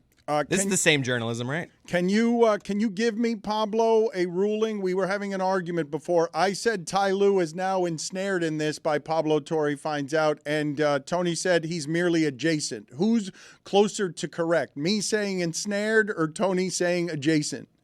Ooh, that's a great vocabulary challenge. I don't think he is ensnared, and I don't think he is adjacent. I think he was present. He was in the room. He was, what's a fun legal sounding word for you were there and your best friend has been indicted by the FBI and the federal government. And the question is whether you were aware of any of the proceedings there.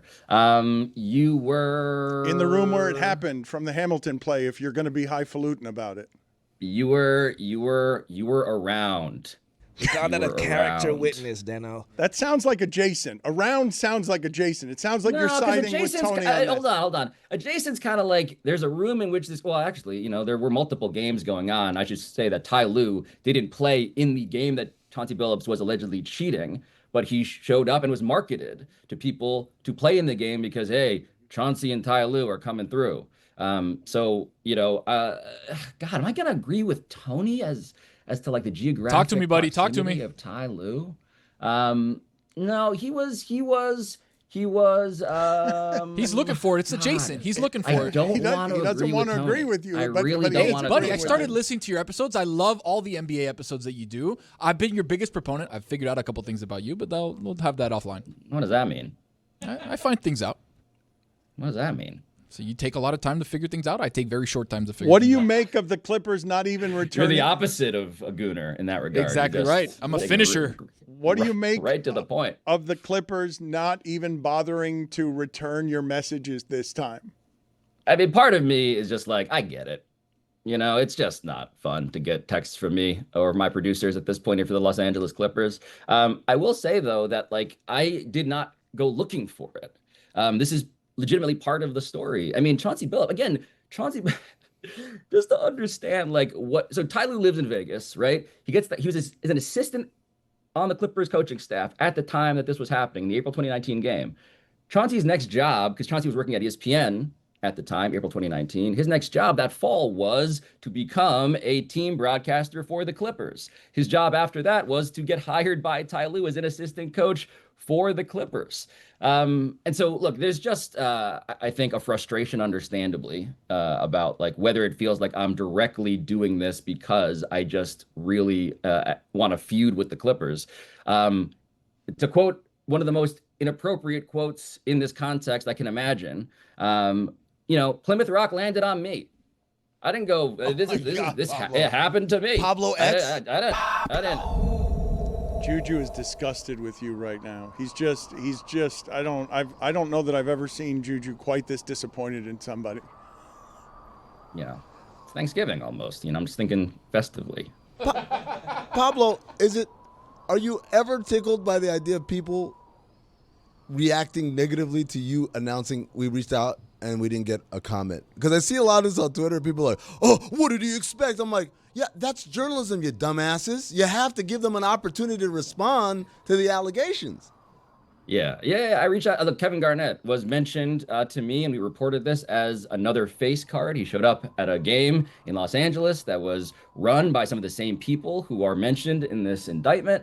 We went out and reached out to Kevin Garnett, and a source close to Kevin Garnett clarified to me, and this is in the episode, that Kevin Garnett thought he was going to an after party and exited the poker game early.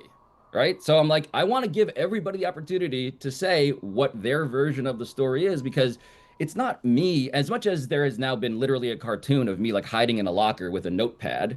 The problem with this NBA poker intersection, this Venn diagram, is that it's full of other people who are, of course, incredibly messy when it comes to sharing stories about the ways in which they believe they were scammed.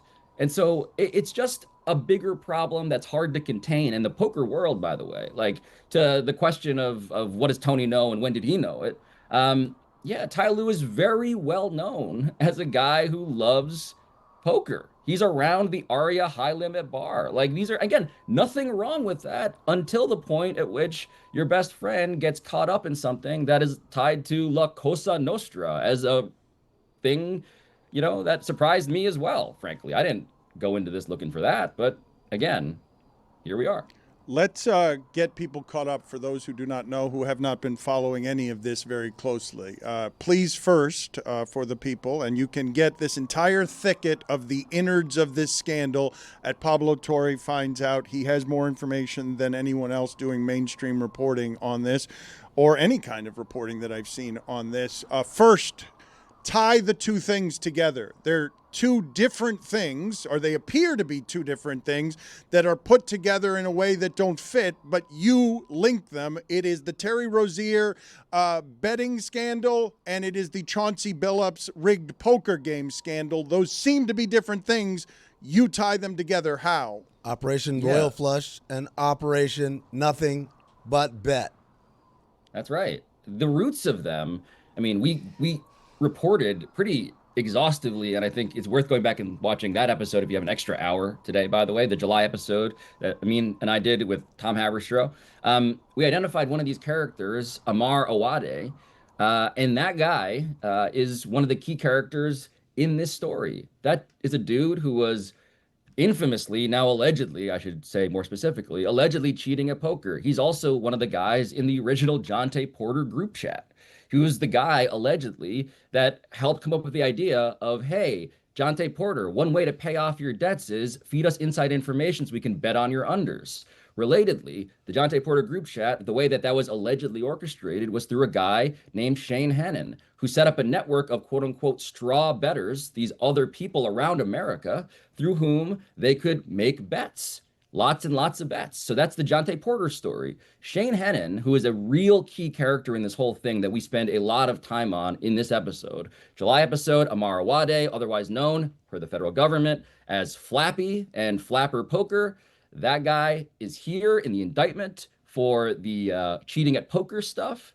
Shane Hennon, the guy who I just described to you, Sugar Shane Hennon, a guy who has his own long criminal history that is also frankly hilarious at times, and that's chronicled as well. That guy is the character named in both. He is named in both the NBA betting scandal indictment and in the rigged poker game scandal and indictment. And so the roots of this, right? When you're talking about those bets, when you're talking about the Ty Lue alleged inside information stuff, when you're talking about the Damon Jones alleged inside information stuff, when you're talking about the Terry Rozier alleged inside information stuff, when you're talking about the Chauncey Billups alleged inside information stuff, that is all being run through the same characters from the poker side of things. These are two separate indictments. What they are not is two separate stories. This is one messy, big-ass story in which the core of it are these characters that are being revealed as, connected to the Italian mafia, and who you might remember from the time Jonte Porter got banned for life. They're still here in this story. That's a good cartoon. It's a good cartoon. You look sinister there. You look like you're up to no good. Kawhi looks confused. Steve Ballmer looks enraged. You look a little bit evil. That's why they didn't text you back, bro. This picture right here. Hard to blame you. I am worried, by the way. I am worried that I can't just call anyone anymore and just be like, hey, what's up? Pablo, have you heard anything from the Heat? How they feel about this? Do they want their pick back? Do they feel that the Hornets screwed them, that the NBA screwed them? Do you know anything about how they feel? So look, Barry Jackson at the Herald, as you guys know, he's been on top of that, right? So read what he's reporting, I would say. The AP also had some good reporting on that in terms of how the NBA is sort of splitting the baby here. We're going to put this stuff into sort of an account instead of having to actually pay Rozier directly during this season. The stuff that I am fascinated by, though, that we report in this episode about the NBA's investigation into Terry Rozier, right? So to recap, Terry Rozier's attorney, a guy named Jim Trusty, who not coincidentally happens to be a former Trump attorney. That's part of the story here, too. What do you do when you're under indictment by the government? You try to go and perhaps get people who are connected to the White House. I digress. What Jim Trusty says is that the NBA cleared Terry Rozier, right? What the NBA, a league source at the league office, told us is that the NBA never stopped its investigation into Rozier. They just never found a smoking gun, using language that may be familiar to you in my previous aspiration investigation. So in other words, they did not find the smoking gun that would allow them to take action, but they never stopped investigating. They hired, in fact, I am told, a firm that is familiar to anybody who's followed my other reporting, a firm named Wachtell Lipton, right? And so what happens is not that they stop the investigation, according to the league office source we spoke to, but they merely just allow the federal government to take it from there. If I am the Miami Heat, a question that I have is, if your investigation never actually stopped, why did we, the Miami Heat, not know that there was an investigation in the first place? That's what I'm saying. Right? The illegal, allegedly illegal, unusual betting activity, March 23, 2023, I believe, that's a Terry Rozier game, where there was unusual betting activity. That game was flagged almost immediately by the gambling operators, and credit to them for doing it. The NBA was informed. The NBA opens the investigation. They do nothing. They allow Rozier to be traded for a first rounder and more, right? That's the story of the Heat. Simultaneously, the reason I started with the politics stuff is that the reason this became a problem was because the federal government, the DOJ, the FBI, the Eastern District of New York, they said, we're not letting up on this. We're going to continue to investigate. And the results of their investigation are in their indictments.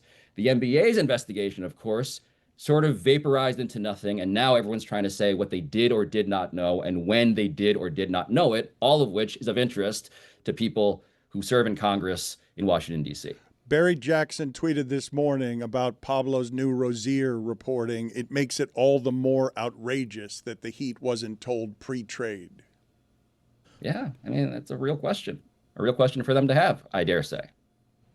Pablo, going back to the Operation Royal Flush, one of the things I've thought about a lot since we recorded the episode is there a logical explanation, right? This isn't like the CBA where it has to be a rational explanation. Like we're talking about criminal court here. So a logical explanation that Chauncey could have unwittingly been involved in this goings on?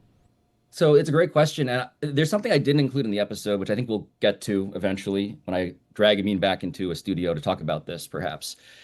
There is evidence that the federal government collected in which there is a group chat. Again, a lot of it is group chats. A lot of it's messy. A lot of it's like, just stuff that people wrote down at the time. And in those texts, you have coordination by the cheating team in that April 2019 game. And what they advise, for instance, is to watch Amar Awade, who's referred to as the Steph Curry of cheating at poker, in terms of how to signal and how to behave during the game.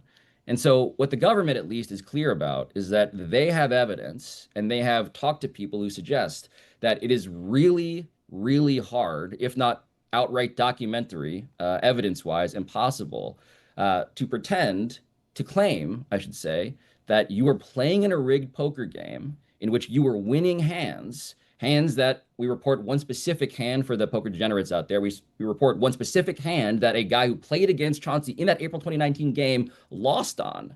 That's framed as a 10 out of 10 on the suspicious scale. It's really hard to claim that you, Chauncey Billups, won that hand, played that hand as you did, and you didn't know that the game was rigged in your favor, allegedly. Likewise, there is just this coordination of all these, the Shane Hennons and the Amar Awades who are there to buy the technology, right? We talked about the Deckmaster rig shuffling machine. We talk about the sunglasses, the marked cards, the sort of fake cell phones that you put at the table. As we put up the shot of the hand allegedly that Chauncey played, in which he had nothing, but the river card came in and he won that thing to a degree that haunted the person that he beat. It just feels like if you're playing with these people more than once and you're winning hands like this more than once, it's really hard to say that you were just a bystander, that you were merely around in that case. In that indictment, they make it very clear that he knew more than he would like to admit. Counterpoint, allegedly. Could Chauncey's rebuttal be, I'm not a good poker player. I don't know what I'm doing. I just got lucky. Or Austin Powers, I like to live dangerously. Right. Look, this is why I frame it in the way that I do. I want everyone's response. I want Chauncey Billups' attorney, which we quote, who we quote in the episode, to say, we're fighting this. Chauncey would never jeopardize his freedom on anything, let alone a game like poker, right? So he should be able to claim that on the record, and we quote him as such. I think that the more that he plays, and that is documented, and the more that he's playing with these people who are truly, on the evidence, shown to be unreliable narrators about whether or not they were rigging these games, there's a lot of evidence that suggests at the very least these people were doing that, some of which we have collected and we present to you. I just think it's extraordinarily unlikely that that would be a clubhouse leading theory as to how this all went down. Tell me more and tell the listeners more about Sugar Shane Hennon. I mean, the guy, Amin compared him in the episode to Carl Pilkington. I don't know if that means anything to anybody else in the room here, but that's dead on, I would say. That's my gimmick. He's a guy who has an exhaustive social media history. A lot of what we did for 3 months was just follow this guy on Instagram. And he is a guy, when you go down the rabbit hole with him, he says, I love LGBT. And then the meme is Latinas, what does it mean? What's gambling, the rest of it? Gambling, oh, yeah. tax evasion. Was it betting? Was B the betting? Oh, yeah, it was Latinas, gambling, beer, and tax evasion. He's a pretty good follow, honestly, on that front. I'm like, that's pretty funny. So he's that kind of a guy. He films himself all of the time, it turns out, violating what appear to be the agreed upon legal rules on his supervised release. He's out on bail a lot. He has a history of both stabbing dudes in the neck at a pool hall back in Pennsylvania, as well as being literally, as we reveal in a table read with Amin, in which he gets to play the role of Sugar Shane Hennon. That's correct. Actually someone who has been an avowed government informant. And so the question is, where is this information coming from? Is it coming from me? It's not coming from me. One of the sources of information very clearly has been two of the people, I would say, that we've named already, whose text messages they have, whose iCloud they have accessed. And of course, that can be done merely through a warrant. But it seems like they have a depth of information with these people and their cell phones and their group chats that suggests that they were getting information, according to the documentary evidence that we are pointing to from some of the people who have previously cooperated with the government before. So that's an active parlor game, right? Like, is Sugar Shane Hennon, this is the parlor game at the Aria High Limit Bar where he was this year just hanging out in the same places where the NBA guys hang out. He was found courtside. I mean, spoiler alert, we sort of revealed this in the episode in a way that's far more fun than me just like barfing it all out at you. But the dude was courtside at NBA games this year. He was watching the Miami Heat play, you guessed it, the Los Angeles Clippers this year, courtside. So he's just out here in a way that's sort of boggling the mind if he's also the guy who's supposed to be fearful of his own loss of freedom. We can't sell enough that Shane Hennon, like, I know a lot of people listen like, who the hell is Shane Hennon? I don't care. Tell me more about Chauncey and Terry Rozier. This dude is a character. Yeah. Like, yes. he's living life exactly the opposite of someone who is feeling the heat of the fuzz coming down on him, right? He's out in Vegas. He's taking shots to the face. He's got models around with $100 bill bikinis, everything, man. This dude is living his life to the fullest. You don't need to tell me anything else about a person than the phrase stabbing dudes in the neck in a pool hall. Like, that sentence is enough for me to say I know that person. And then 2 weeks later, sold coke in the parking lot. That's almost redundant. That's almost redundant what you just said. He probably did it that day, too. We just don't know about that. Stabbing dudes in the neck, and again, the signature on that, the punctuation, in a pool hall. In a pool hall. Dan, you know how it goes down there. This guy, it looks like a movie director would cast this person as slash ringleader slash snitch slash cliche. Yes, allegedly. Look, the central casting of this, it really does bear underscoring. Like, go watch the video we made because it is absurd, the level of how this guy is a real person. He is exactly on some level what you think, but in other ways he is surprising. And I think surprising to me, if nothing else, is the amount of just, again, to go back to the Tony rule of, is he in the room? Is he in the narthex? Is he adjacent? Is he in the mud room or whatever it is? The dude was around NBA players to a degree that is jarring, especially after he got caught up in the Jonte Porter indictment and investigation. These characters have been around the NBA, and whether or not, the big bold-faced names are the ones you care about, right? The people on the back page of the Post. There's Chauncey Billups, the New York Post, Hoop Fellas, as we celebrate, right? They got pretty good title. The real characters here are guys like Amar Awade and Shane Hennon. And a lot of people are asking, are all of these guys just athletes? It's like, no. In fact, the glorious sort of story in all of its absurdity here is that you get to meet these characters that are, I would say, beyond imagination in terms of how reckless they were in terms of publishing their whereabouts, such that not only the government could see it, but it turns out some obsessive podcasters could as well. Pablo Torre finds out. Go find it and make sure that you listen because there's a lot more information in it than what he just gave you. We started with candy and I end with candy weirdness as well. Are you still a human being who has never chewed gum? What? That is correct. You're weird. That is correct. I once ran. So I was. My origin story is that I was like at school one day, like running my hand underneath my desk absentmindedly, And what do you think I felt there, gentlemen? Your members penis. of the jury. Okay. Goon result. Goon result. That is a close runner-up to the actual answer. Is it gum? Is it gum? It is. It was already been chewed gum, and I didn't know it. I'm just like fondling it, and then I look underneath the desk, and I'm horrified what I've been touching for the whole time. Fondling the gum. To be very clear, for legal reasons, the gum, and that is a traumatic experience. I'm not eating that. Come on, what do you think I'm going to put that in my mouth next? The gum? That's really the reason that you've never tried gum? That's the reason? Yes, I was scarred by that. It's disgusting. Why do people do that? You think you're supposed to eat the gum that's already been chewed and is under the desk? No. Why do people chew gum and then stick it underneath their desk? Grow up, man. I mean, Whatever it is that you people are doing over there, that you don't find that horrifying. You people. What do you mean, you people? I go now. Pablo Torre. I don't think this is going better for me. See you later. Good talking to you. Thank you for the work. Thank you for the reporting.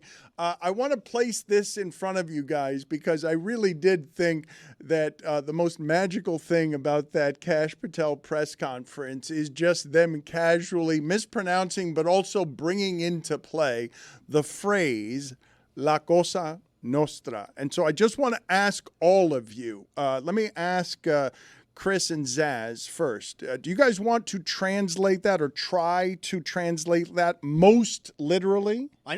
I know what it translates to. Chris, do you know what it translates to? I know La Casa.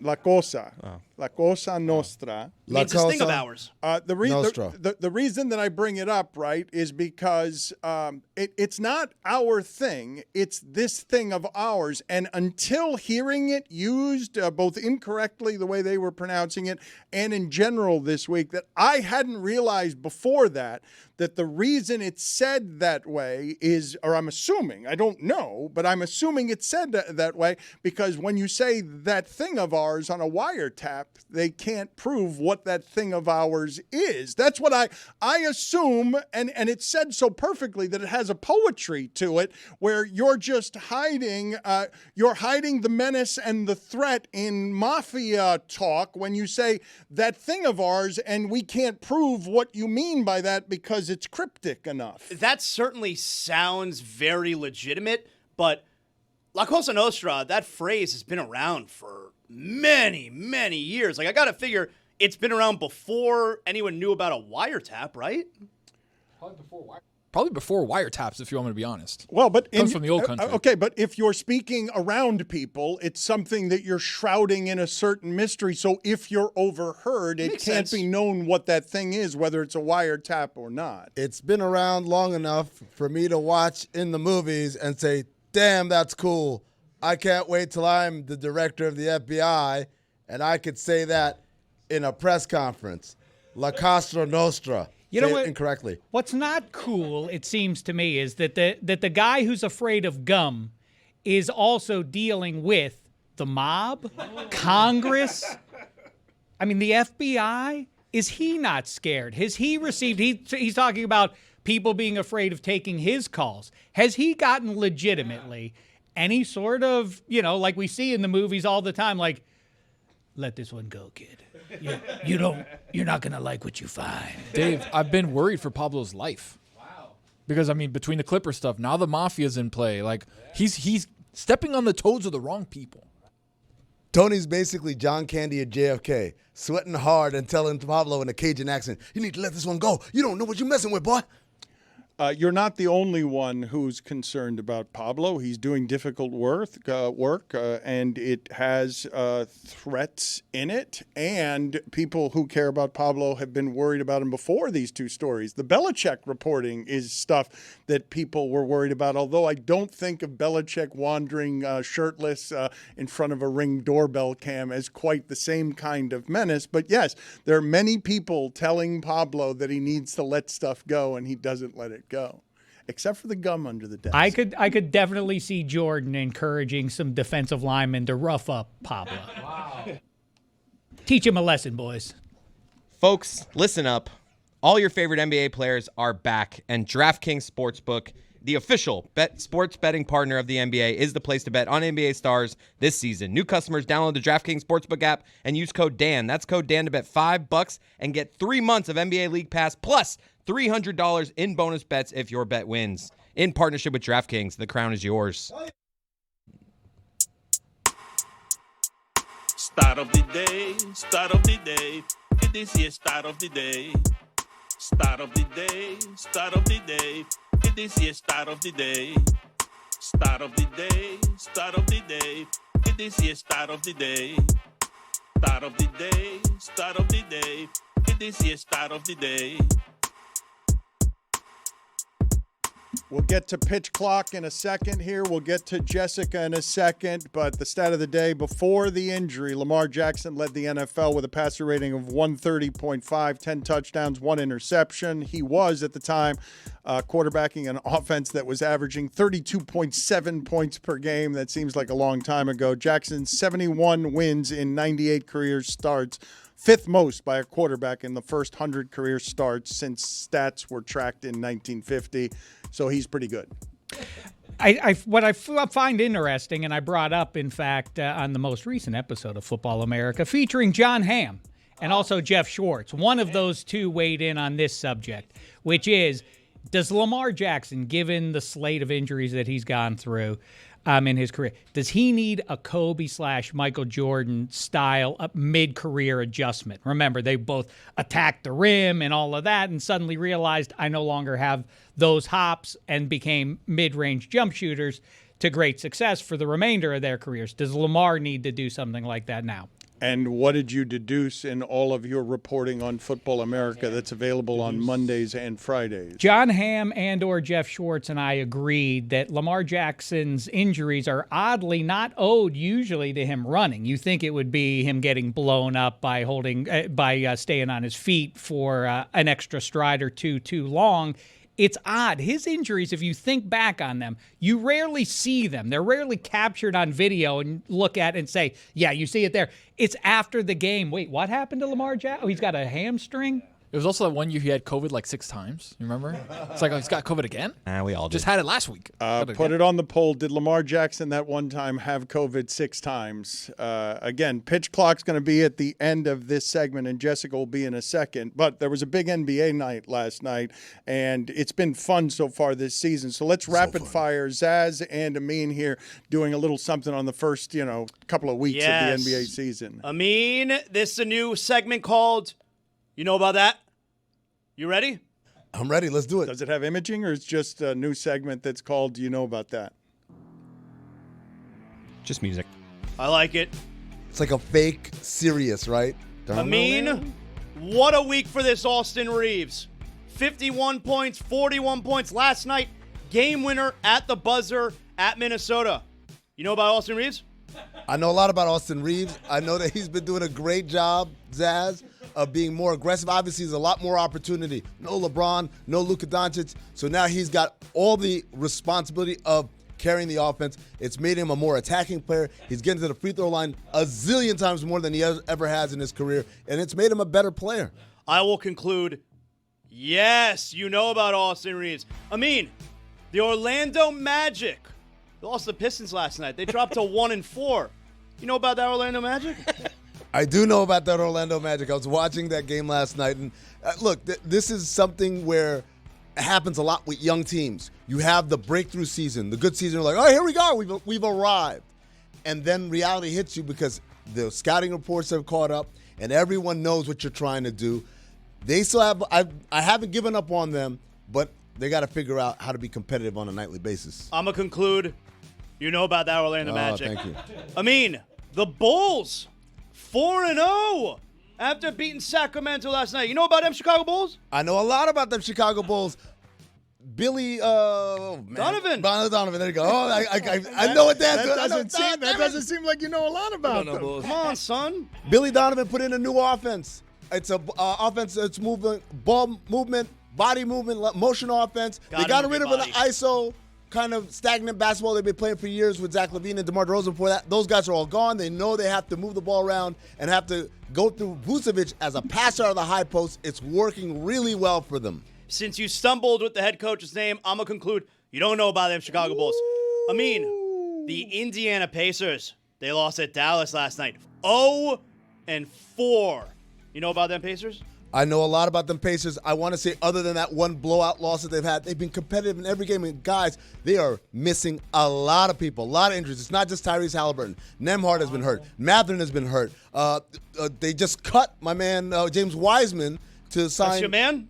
Well, that's just a filler word. But but they cut him to bring in Mac McClung because they are so starved for guard play. Hell, even Johnny Furphy, who I've been selling everybody on, he's been hurt. They've been dealing with a lot of injuries, and yet, other than that one blowout loss, they've been in every single game. All right, I'm going to conclude. You know about those Indiana Pacers. I got one more for you here. I mean, Zion Williamson back in action last night. But the Pelicans, they're 0-4. You know about those Pelicans? They were losing by 40 points last night. Okay, so the Pelicans are not a good roster. Zion has missed a couple of games early on, but even in the games he played, not quite as compelling a matchup for the other teams. We had the highlights against San Antonio and Victor Wembanyama. That was cool. But last night, I'm putting that more on the Denver Nuggets, who are amazing. This is a crazy thing. I wanted to say this yesterday, and I forgot. Go on. People 10, 20 years from now, they're going to look back and say, oh, this is when Nikola Jokic started to, quote-unquote, drop off. No. He's better than ever. It's just he finally has a supporting cast, and the game has never been easier for him. He doesn't have to do all that stuff. He can take 8 shots and dominate a game now. All right, I'm going to conclude. You know about them Pelicans and about them Nuggets. Congratulations, Amin. An excellent debut effort, 4 out of 5. Also, Austin Reeves, weird week where he made both the 40-point game and the 50-point game irrelevant to me. Like What's going on? They used to matter, and he made both of them irrelevant in the same week. So Austin Reeves achieving somehow tells Dan, like, oh, that means correct. it's It whack doesn't now. mean And anything Aaron Gordon anymore. won a 50-point burger? That still matters. It was 10 for 11 from 3. Dan's one of those guys like, oh, I got this new Rolex. It's really cool. And then he sees everyone else wearing it. Like, well, this is junk now. And he just throws it out the window.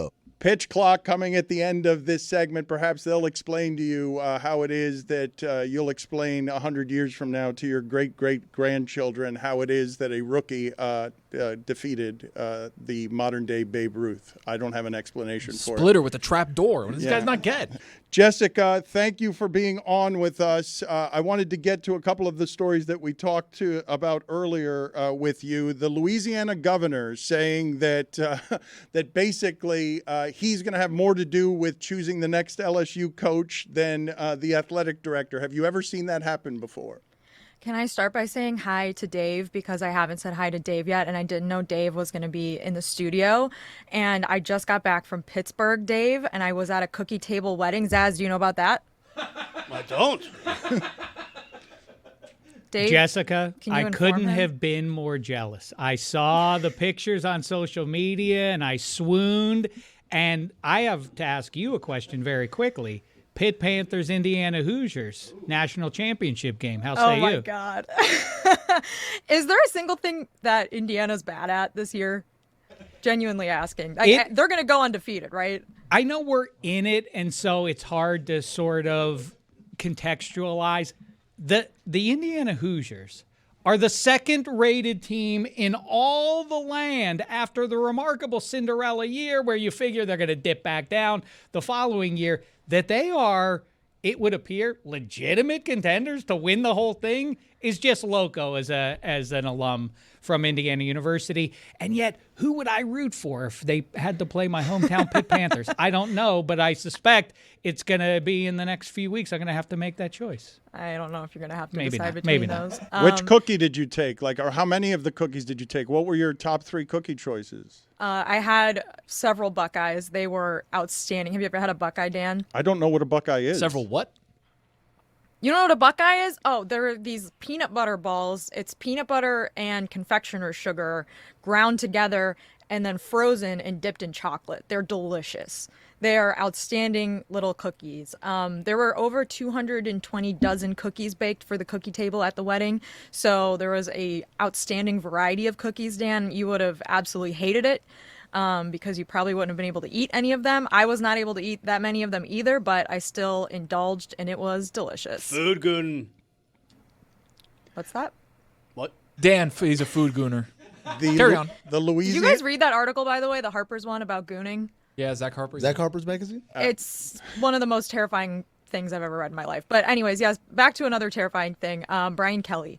So the governor of Louisiana, Dan, had this big press conference yesterday. You've probably seen the clips by now, but he said that he would sooner have Donald Trump pick the new LSU head football coach than let Scott Woodward do it, who is the LSU athletics director.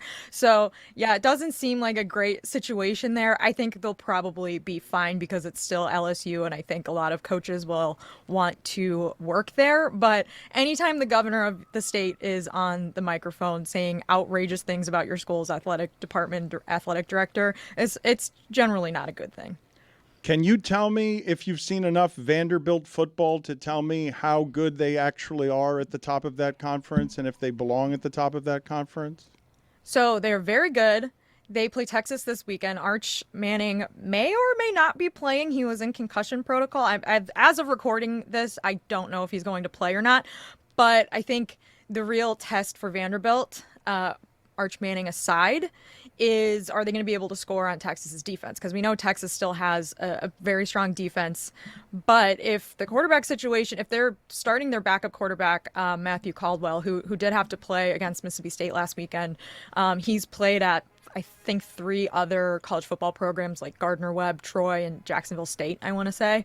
That would be very interesting. And Vanderbilt could effectively end Texas's any chance of a playoff hope this weekend. So that's a really interesting game, especially because if you watched last year, I think Texas was a lot better last year. Vanderbilt was slightly worse, but Vanderbilt almost pulled it off in 2024. And I think, they're just a much better team this year. She knows about those Commodores.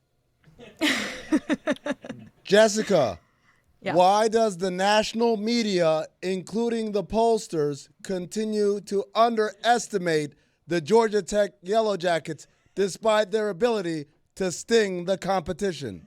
Oh, I like that. That's a good question. I think they've been in several close games.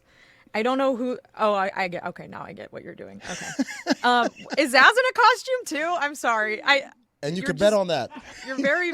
You're very shiny and bald today, and I don't know if this is part of a thing. Damn. I'm an NASCAR driver. I didn't say it looked bad. No, I know you bald didn't. doesn't mean bad. Why would you say that? Exactly. Anyways, I mean, did you watch any of the Georgia Tech Wake Forest game earlier this year where Wake Forest totally got the rug pulled out from under them by the refs? Yes, I did. And I can say that those Deacons got sent straight to hell. They will not see you in Valhalla. Yeah, they won't see me in Valhalla. You can bet on that. I think Georgia Tech's defense is the more of the issue. Obviously, we know their quarterback, Haynes King, is incredibly tough, and they've just played in a number of games where they're not blowing anyone out, and I think that has given people pause. But they're still one of the best teams in the ACC. I agree with you. I think they should get more credit. How about Haynes King ruling over the Heisman Trophy voting? How about it? I don't know about that. Have you guys talked about Brian Kelly and the burnt end story yet this week? No. I feel like this will be one of the last chances we ever have to talk about this. I think we talked about it in 2021, but I want to bring it back up because it's one of my favorite Brian Kelly anecdotes. But when he was negotiating on the phone secretly with his agent about taking the LSU job, he was at a recruit's house with Tommy Rees and the former Notre Dame wide receivers coach Del Alexander in Washington, trying to get this recruit to come to Notre Dame. And he left the house that he was at for 15 minutes, took a phone call apparently, and then came back, and the recruit and his family had cooked Brian Kelly this huge dinner. So this is from the Columbian, which is a newspaper in Washington. But the recruit's name was Tobias Merriweather. He's no longer at Notre Dame. He did actually still end up going to Notre Dame. He's no longer at Notre Dame. But his dad, Dom Merriweather, said that Kelly stepped out for a 15-minute phone call. Soon after he returned, the coaches and family members sat down for a home-cooked meal featuring deviled eggs, barbecued shrimp, and brisket burnt ends.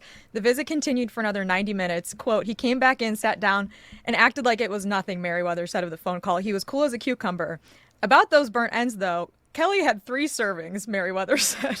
Whoa, 3 servings. Burnt ends are really good. That's good eating. It's just like kind of diabolical to know that you're about to accept a job, but you still have dinner with the recruit's family and talk about how great Notre Dame is, and then take 3 servings of their burnt ends. Would you absolutely be love fine that with story. 2 servings? Like, what's the line here?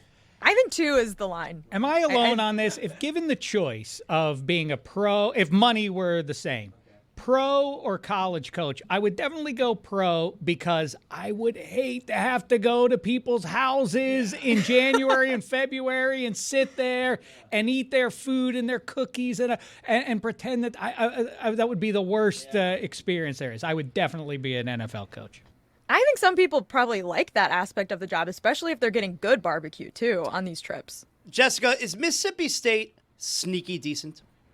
Yeah, I think they're sneaky decent. They're not going to win. I mean, they haven't won a lot of games. They've lost a lot of close games, especially. I think this weekend will be another probably close game. Arkansas, I want to say, is like a 4.5-point favorite right now. And Arkansas has not won a game since earlier this season before Bobby Petrino became the interim coach. But I feel like Arkansas has also been close. They've been scoring a lot of points. I mean, their offense is, you know, they make some mistakes sometimes that will end up losing games for them. But this could be one of those teams, like this is a something's got to give game, I think, Zaz. Mississippi State has not won a conference game in 2 years, Jess. You know who it was against? Ooh, Arkansas? You got it. Okay, well, that makes sense. Give me the internet minute for Jessica, even though it's usually something that's for Lucy. Time to get in it. It's Jessica's internet minute. I don't even know if she has one, but go ahead, Jess.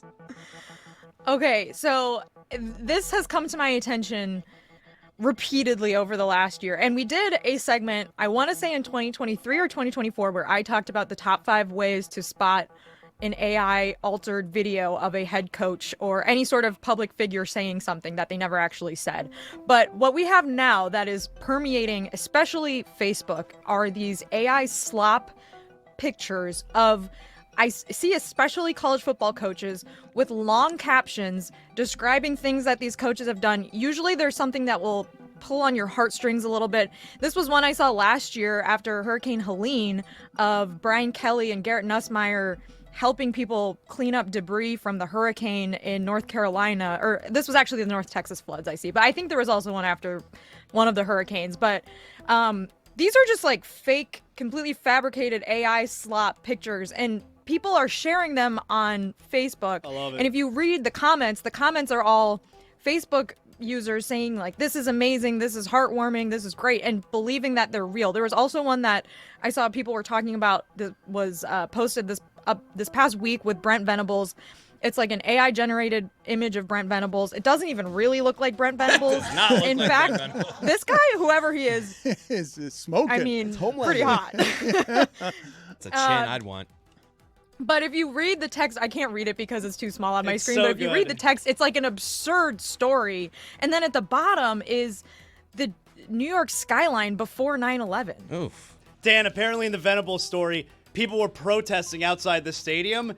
And Yes, Brent that was Venables, it. He And Brent started singing Venables, God Bless America. he just grabbed a microphone outside the stadium and started singing God Bless Hell America. yeah, dude. I love that. Jessica. It's just absurd. I don't understand this, Dan. I love it. This is not good. Between that and the gooning story, I've saw a lot of things on the internet I don't like. I'm halfway through the gooning story. My God. I mean, it's shocking. Second gooning reference of the day. Thank you, Jessica. Check out her weekly Notre Dame podcast, The Echoes, with Mike Golick Jr. Brent Venables is going to love that photograph of himself. He has never looked that good. Thank you, Jessica. Pitch clock, next. Halloween's tomorrow, Chris. You going as anything? Halloween. It's one of my least favorite holidays. Now that I have kids, a little better. Still hate it, though. Let's start the show. Roy Halladay. Nice. Fist me. Matt Holiday. Jackson. Holiday. The third one. Ethan Holiday. A Black Ethan. Nope. Let's start the show. Yeah. Welcome to the Pitch Clock. Here's the pitch. A 2-part baseball segment combining a nostalgic baseball trivia game and an interview with an expert. This is the Pitch Clock. The Pitch Clock is back. Jack. Hi, everybody. There it is. Thank you. Hey, World Series is happening. That's cool. Adnan Verk's going to break it down momentarily. I'm riding quite a heater on our trivia games. I've won back-to-back. I'm looking to make it a 3-peat today. Not today. It ends today. Not today. Bringing us into it. Not Black Ethan. Ethan Badowski. Ethan, what is our trivia game today, sir? Jeremy, before we start. Yes. Barbecue or hot dogs? Barbecue. You are going to be Houston, and you are going to be Chicago. My favorite video game ever is MVP Baseball 2005. It's the greatest year of baseball ever, And that World Series was won by the Chicago White Sox in 4 games over the Houston Astros. In front of you are the starting lineups from Game 4 of the 2005 World Series. There are simply numbers on a page. You have to tell me the position and the name of the guy. You want to switch teams? I don't know.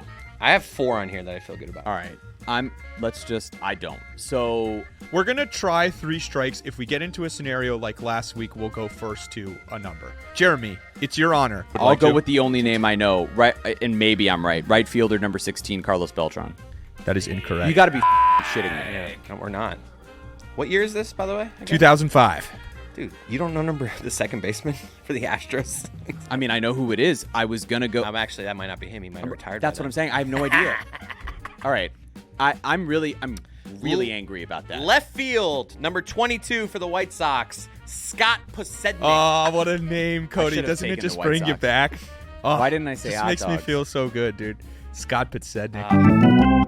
Our ever-present 2025 MLB expert is here, Adnan Virk, with me as his Blue Jays. Yes, I'm saying his Blue Jays. The Canada man himself have taken a 3-2 lead in this World Series. He's not going to put his bias aside. We're going to have this conversation, and I'm going to let you all know that he's excited. I'm excited. It's an exciting time when someone is just 1 game away from winning the World Series.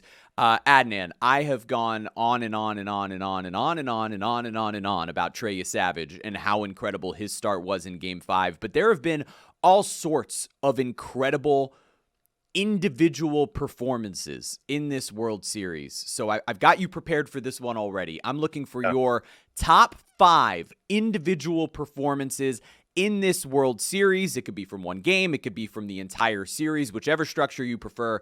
Adnan, let us know what you're doing, and let's get started with number 5. All right, let's do OLI first. Freddie Freeman, just because he did hit the walk-off home run in Game 3, which was the longest game we'd seen since 2018.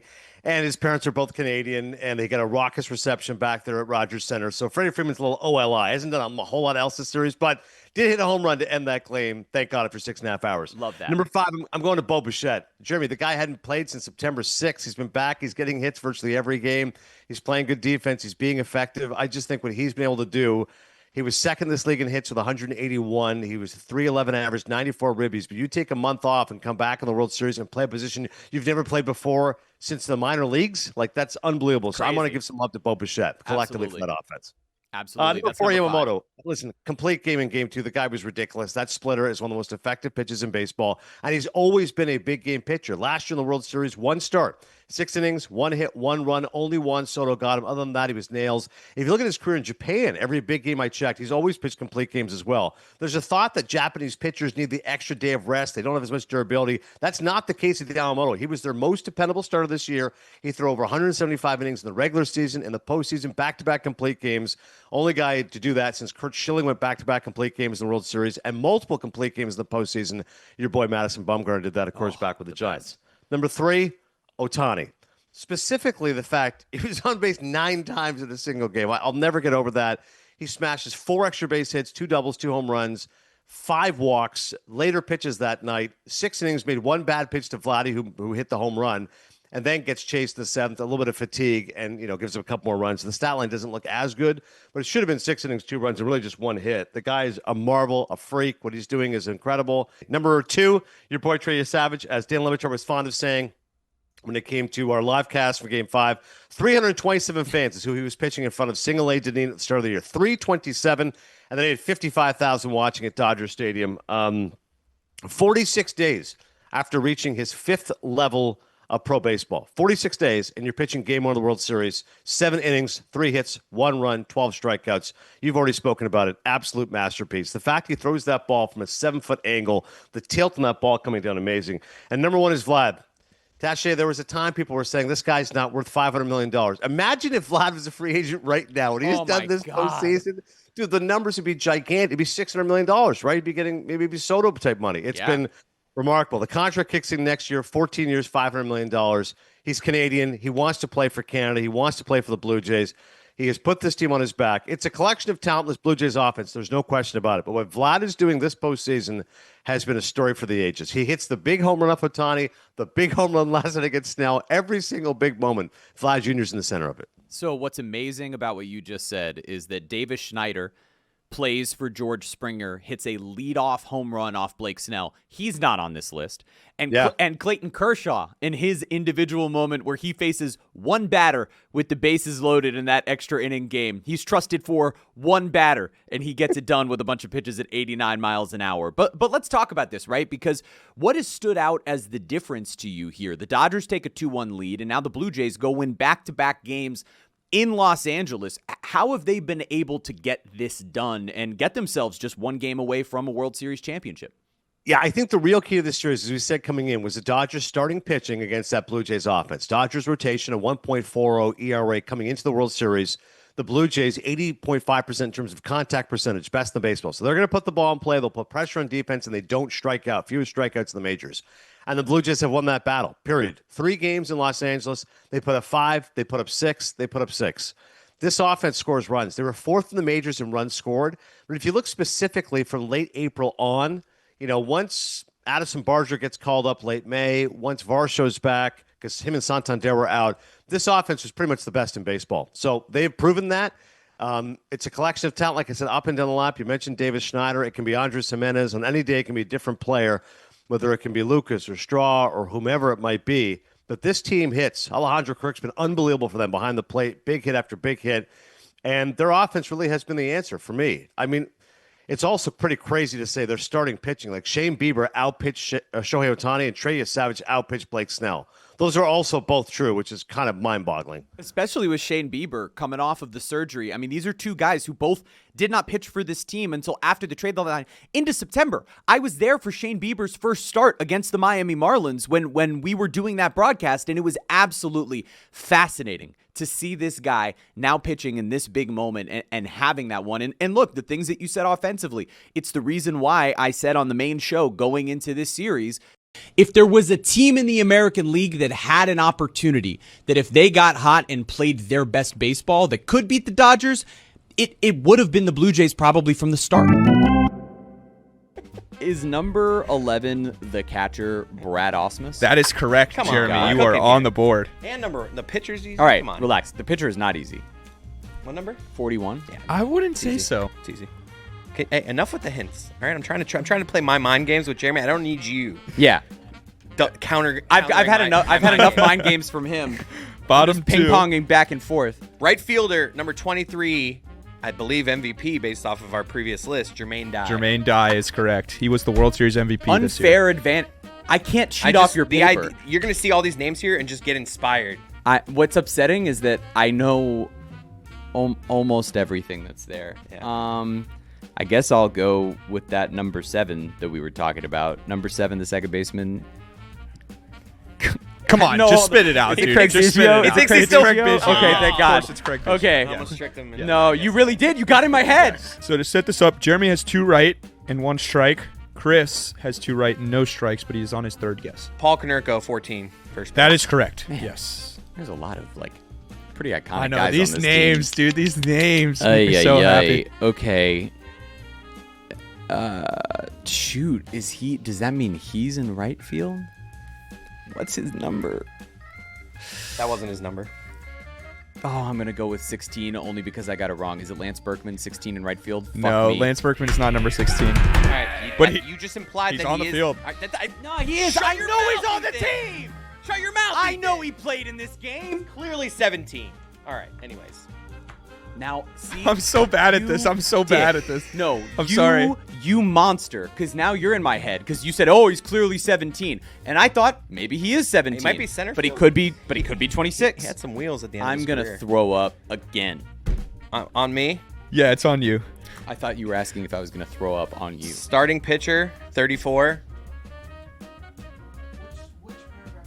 Yeah. I'm not sure which paragraph. Freddie Garcia. Yeah, it is Freddie. That is Garcia. correct. Man, this team is so much easier. I I thought you guys might have trouble with this team. no, I didn't I'm realize about how. done. No, the White Sox are a lot easier. So I have, I have 2 strikes. That's not true. I'll be cleaning up. You over have here. 2 strikes. I can't. Who's number 16? Bro, I could literally tell you all who right. number 14 is. I am asking you to just take a breath. All right. Number 14. Give me see your He's sheet. revving real high right I'm now. upset. It's because he's gonna end my shot at a 3-peat. I'm right there. I got your third baseman. Let me see. Is he number 1? Where is Carlos Beltran? Let's preview Game 6 because you got Yamamoto, you got Gossman. It's back in Toronto with an opportunity for the Blue Jays to clinch the World Series. Which team has the advantage in Game 6, and what's your expectation for the result in this individual game, Adnan? Game 6 in the World Series, Jeremy, have been good for the Blue Jays. That was when Joe Carter, of course, did his famous home run in 1993. We're 32 years since the Blue Jays have won a World Series. And the easy answer is the Dodgers will win because Yamamoto has been the Terminator so far this postseason. But I don't think you want to overlook just how good Gossman's been. Yes, Yamamoto has a 1.47 ERA this postseason, but Gossman's a 2.55. Like, he's been an absolute ace for the Jays, and that showdown in Game 2, both of them went 6 strong. Only in the 7th, Gossman gives up a couple of solo home runs. Max Muncy, historically his own Gossman, proved that again, and he gives up the 3 runs. But there's no doubt that Gossman threw up a quality start, and he can match Yamamoto, 0 for 0.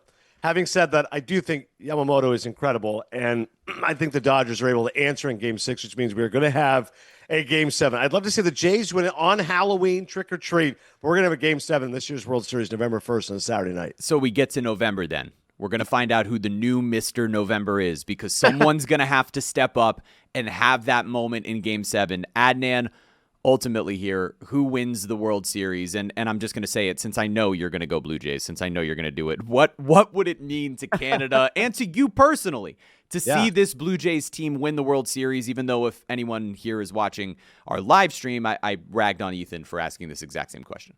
Totally finally did that. Jays are going to win in 7 was my prediction. I said that, on Canadian television back before Game 1. So I'll get the tape and be sure to post it on social. I was on CTV with Nathan Downer and Michelle Dubé, and they asked me for a prediction. I go, Jays in 7. So if I come right, I will gloat happily because even maybe I didn't believe it totally in my heart, but I said, no, they're going to will it to happen.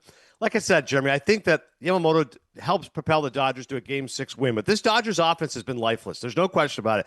It's an overrated offense. They have not scored runs, and they've been limping ever since the NLCS. They hadn't faced particularly strong pitching until this Blue Jays team. And though I do think ultimately Toronto wins this series in 7, it does give me pause that Max Scherzer starting at Game 7, a guy who had an ERA over 10 in the month of September. But look at his last couple of starts. Like, Max is good enough for a 4 1/3 couple of runs, maybe 5 runs, 5 innings, 3 runs. And then after that, Savage will be available for an inning or 2. I think Bieber could pitch an inning or 2. Chris Bassett's out of the bullpen.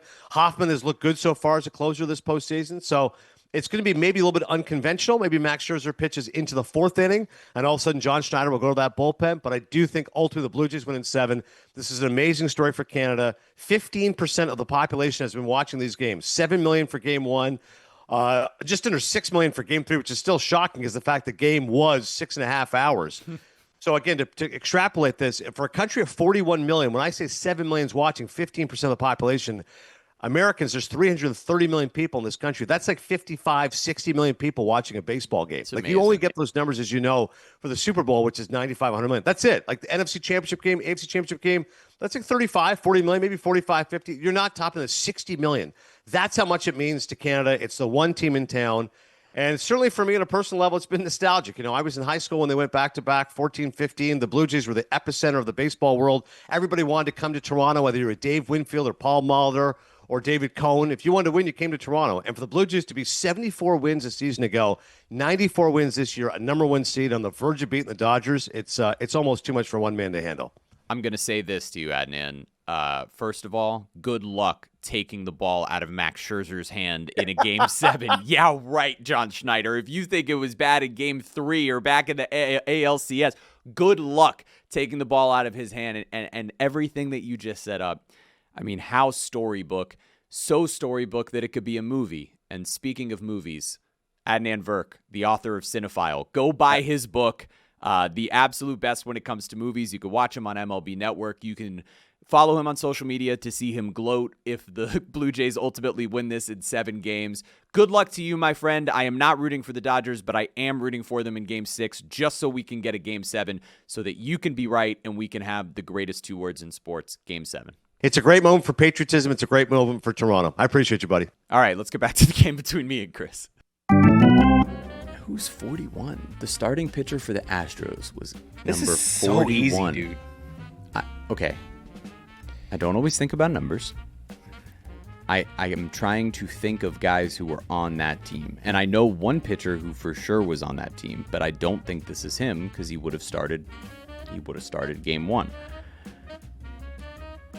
I guessed that 16 was Berkman. Yes, you did already. All right. It's clearly 17. I'm gonna hate Or 26. I hate you. I hate you. I forget. I think he wore 26 on the road and 17 at home. Can you do that? He may have moved to center field too late in his career. I remember he got late in his career, the late in career move to center field. He got that knee surgery, and then he was. It rejuvenated him. They put him back in center. On this team. Why don't I remember The third anything baseman about is a these deep Astros? pull. I am so proud of myself for this third baseman. All right, I'm going with 26. I'm going with 26 being Lance Berkman. I'm gonna be wrong. Come on, Jeremy. He fed it to you. It was number 17. All right. Well, It was hopefully, number 17. have Is that you it? gotten one wrong, and No. that's it? You haven't Yeah. gotten any wrong. He has not gotten any. Wait, so can he's I, out? So can I finish then? Can I just Can finish I with give what I you three- think it is I really quick? think what we should do is we should switch teams and see And if just Cody see from there if he can still I mean, win. I strikes could out. just call out. No, his but let team me. from across No. the way. Everybody, I lost. I don't want to be embarrassed more. Yeah, Jeremy okay? loses. 14, Morgan Ensberg. Okay, That is that's good. correct. So Yes. 17 is Berkman. 26 Yes. is Bagwell. Is he still Carlo- there? Bagwell was Carlos- not in the starting Carlos lineup. Lee. Carlos Lee. No. Oh, No. All right. Cody, do you want to take a couple more stabs at the White Sox, or are you done here? Oh, White Sox. Ray Durham. No, not Ray Durham. Not one of those. He was a Marquise giant Prism. in MVPs, and both of them were giants in MVP baseball 2005. Who's 24 at third base? I don't really know. Joe Creedy. Juan Uribe was the shortstop. Uribe. Tadahicho Iguchi Never was getting the that one. second baseman. Catcher. AJ Przinsky Ah, should have gotten that one. I should've yeah. gotten. And Aaron Rowan was out in center field. Oh, I should have got that one. On too. the Astros side, Lance Berkman was in left field. Willie Tavares was the center fielder. Jason Lane was number 16 in right Wow. field. Mike Lamb manning first base. Craig Biggio, what you got? Adam Everett, the shortstop, number 28. Morgan Ensberg. How great is team- Adam Everett and Morgan Ensberg I on the love. left Willie side? Tavares is a callback. This name, too. team sucks. I have no Yeah. idea how they got to the World Series. And who Because started they on had the mound? Roy Oswalt, Roger and Clemens, Morgan Bleepin Ensberg. Brandon Backey was their pitcher in this game, and then Brad Osmus you got behind. I think I want offensive, you didn't know everyone to Ensberg. know. I want everyone to know that this is bull. This is a bull game, and I don't want to play this game with the field anymore. We are back. But guess what? We only have one more episode of the pitch clock left this season. Aw, is it for all the I'm marbles? gonna have a good one For all the you marbles? guys. Should it be that I never calculate who actually won everything, and we just play one, and it is to decide who the winner was of trivia? Maybe loser leaves the segment forever.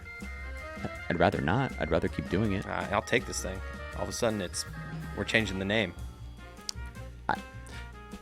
Just end the episode. We've got a whole bunch of fun people in town. I've told you before, DraftKings is the best partner that we've ever had. They are part of helping us throw this watch party tonight, the Miller Lite watch party that we're doing in Kendall for Dolphins and Ravens. It's a costume party. It's a block party. Everybody in Miami is welcome. We will be there all evening. Our winners of recent contests are also in town for this. Christy from Buda, Texas, won the weekend observations prediction pool. Yeah, good job. Good job. And James Poole won the March Sadness tournament, so this is part of the prize. Congratulations. Good job. To James Poole. I heard you guys really excited about some sound. It's not great sound, but it is funny because you can't totally tell what's happening here. But a fan is asking who's number 12 for the Lakers. The Lakers have some injuries. So do the T-Wolves, actually. Anthony Edwards is hurt in this clip, but he's hurt as well. The Lakers won last night at Minnesota on that Austin Reeves buzzer beater that devalues both the 40-point game and the 50-point game, even though he didn't have either of those last night. Dan doesn't want any Rolexes anymore. There are too many Rolexes out there. But Dan, the player in question is Jake LaRavia. This is a guy the Lakers were very excited to acquire this offseason, kind of bolstering their roster. He checks into the game. As you mentioned, fan yells out, who is number 12? It was Jake LaRavia, and this is what ensues.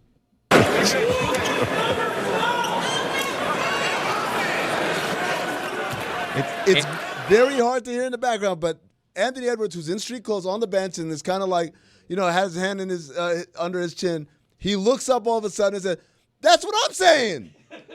He said, I don't know. Who's number 12 for the Lakers? I don't know, says Anthony He also had Edwards. 27, which is why they were asking who he was. Who the hell is who the hell's that guy who's second in scoring for the Lakers? I came here to see Luka and LeBron. It is one of the great things when NBA players are unfamiliar with other NBA players.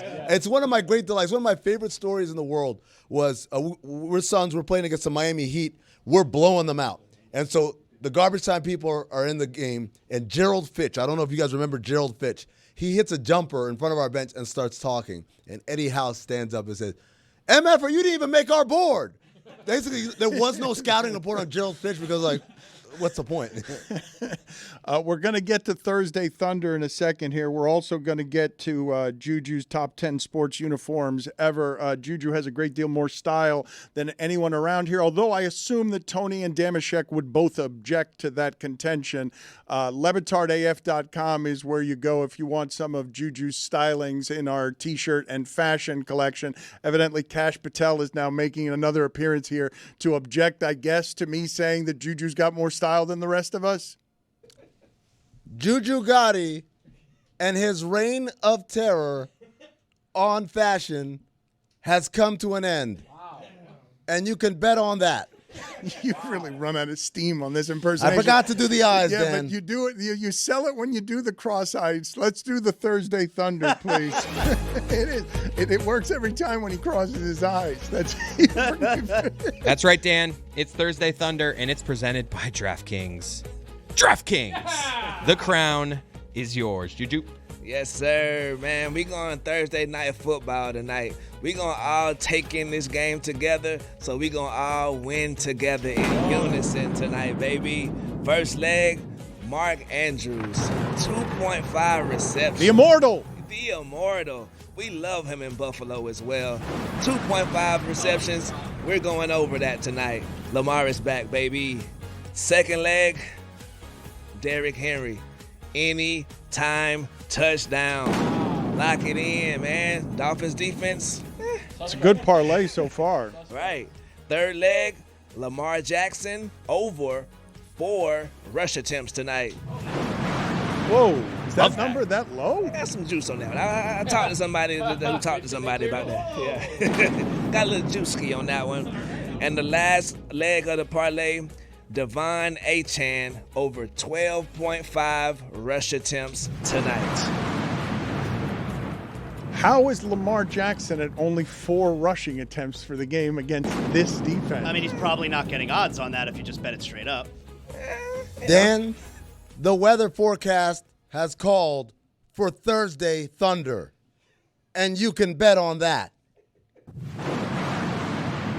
Hey, you felt the coolness in the air, boys, when you got out of the house? That was You crazy. felt the cool, right? I You was felt surprised by that this morning. I was till stunned. tomorrow. Wait till you go trick-or-treating, Dan. It's It's going going to be cold. It's going to be cold tomorrow. I was Yeah. stunned when I went outside today, and I'm like, ooh, 73 degrees, brisk. My car isn't boiling at 6 o'clock in the morning. Right. This is the post-game show, so I'm usually at the crib doing this. So I'm going to bring something. I got a topic that I want to bring up.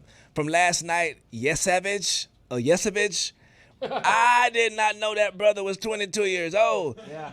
I'm going to put my hand up and say, I can never tell how old Caucasians are, no offense. Like, is Zaz 25 years old or is he 70? Like, I get that. We didn't talk enough about Yesavage. Earlier this year, he started pitching in single A in front of 300 people. And Jeremy told me like 15 times last night. I bet that's nuts. That's just crazy. How are you going to explain that a single A pitcher took out the modern day Babe Ruth? When you have to explain this to your kids the way that they talked about Babe Ruth, your great grandparents talked about Babe Ruth. Shohei Ohtani could not tame Yesavage. And you can bet on that.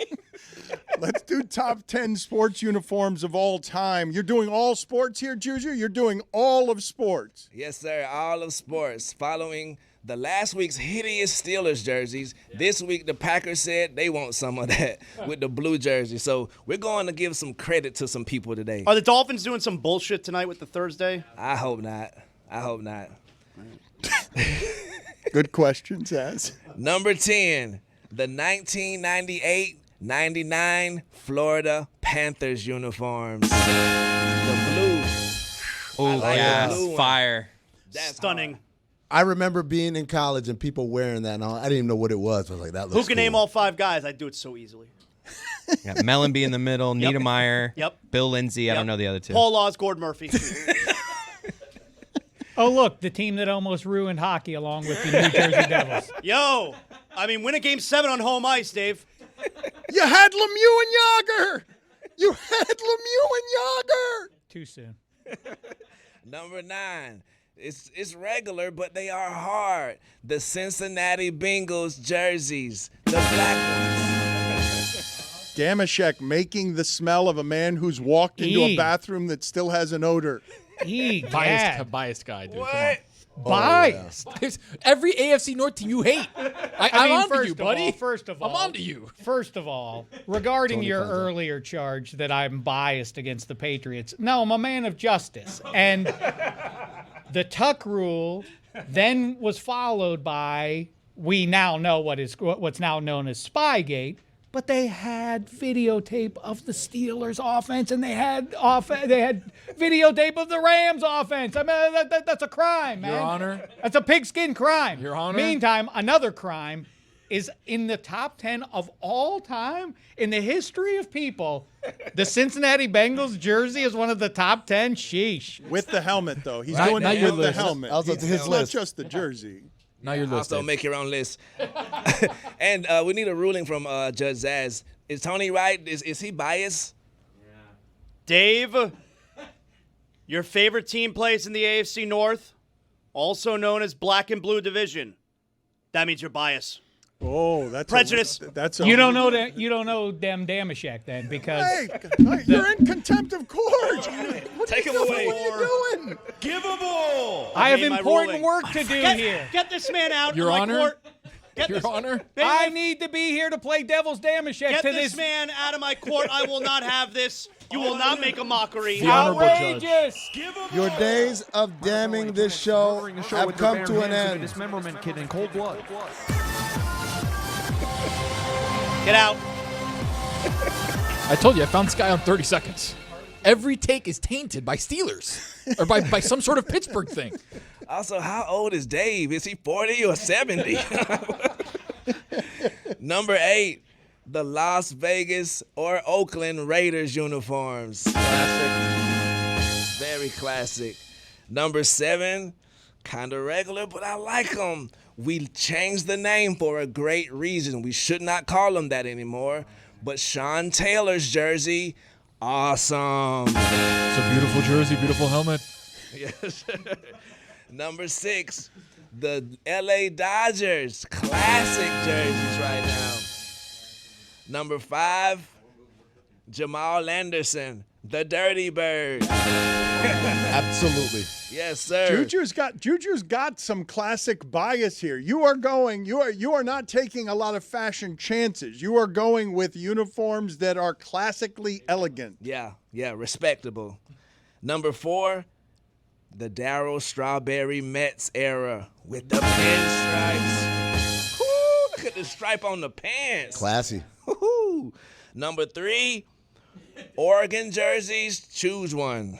They changed the game, right? Like they are responsible in college football for changing all uniforms, are they not? Hell yeah. I think there's a game and then there's Oregon.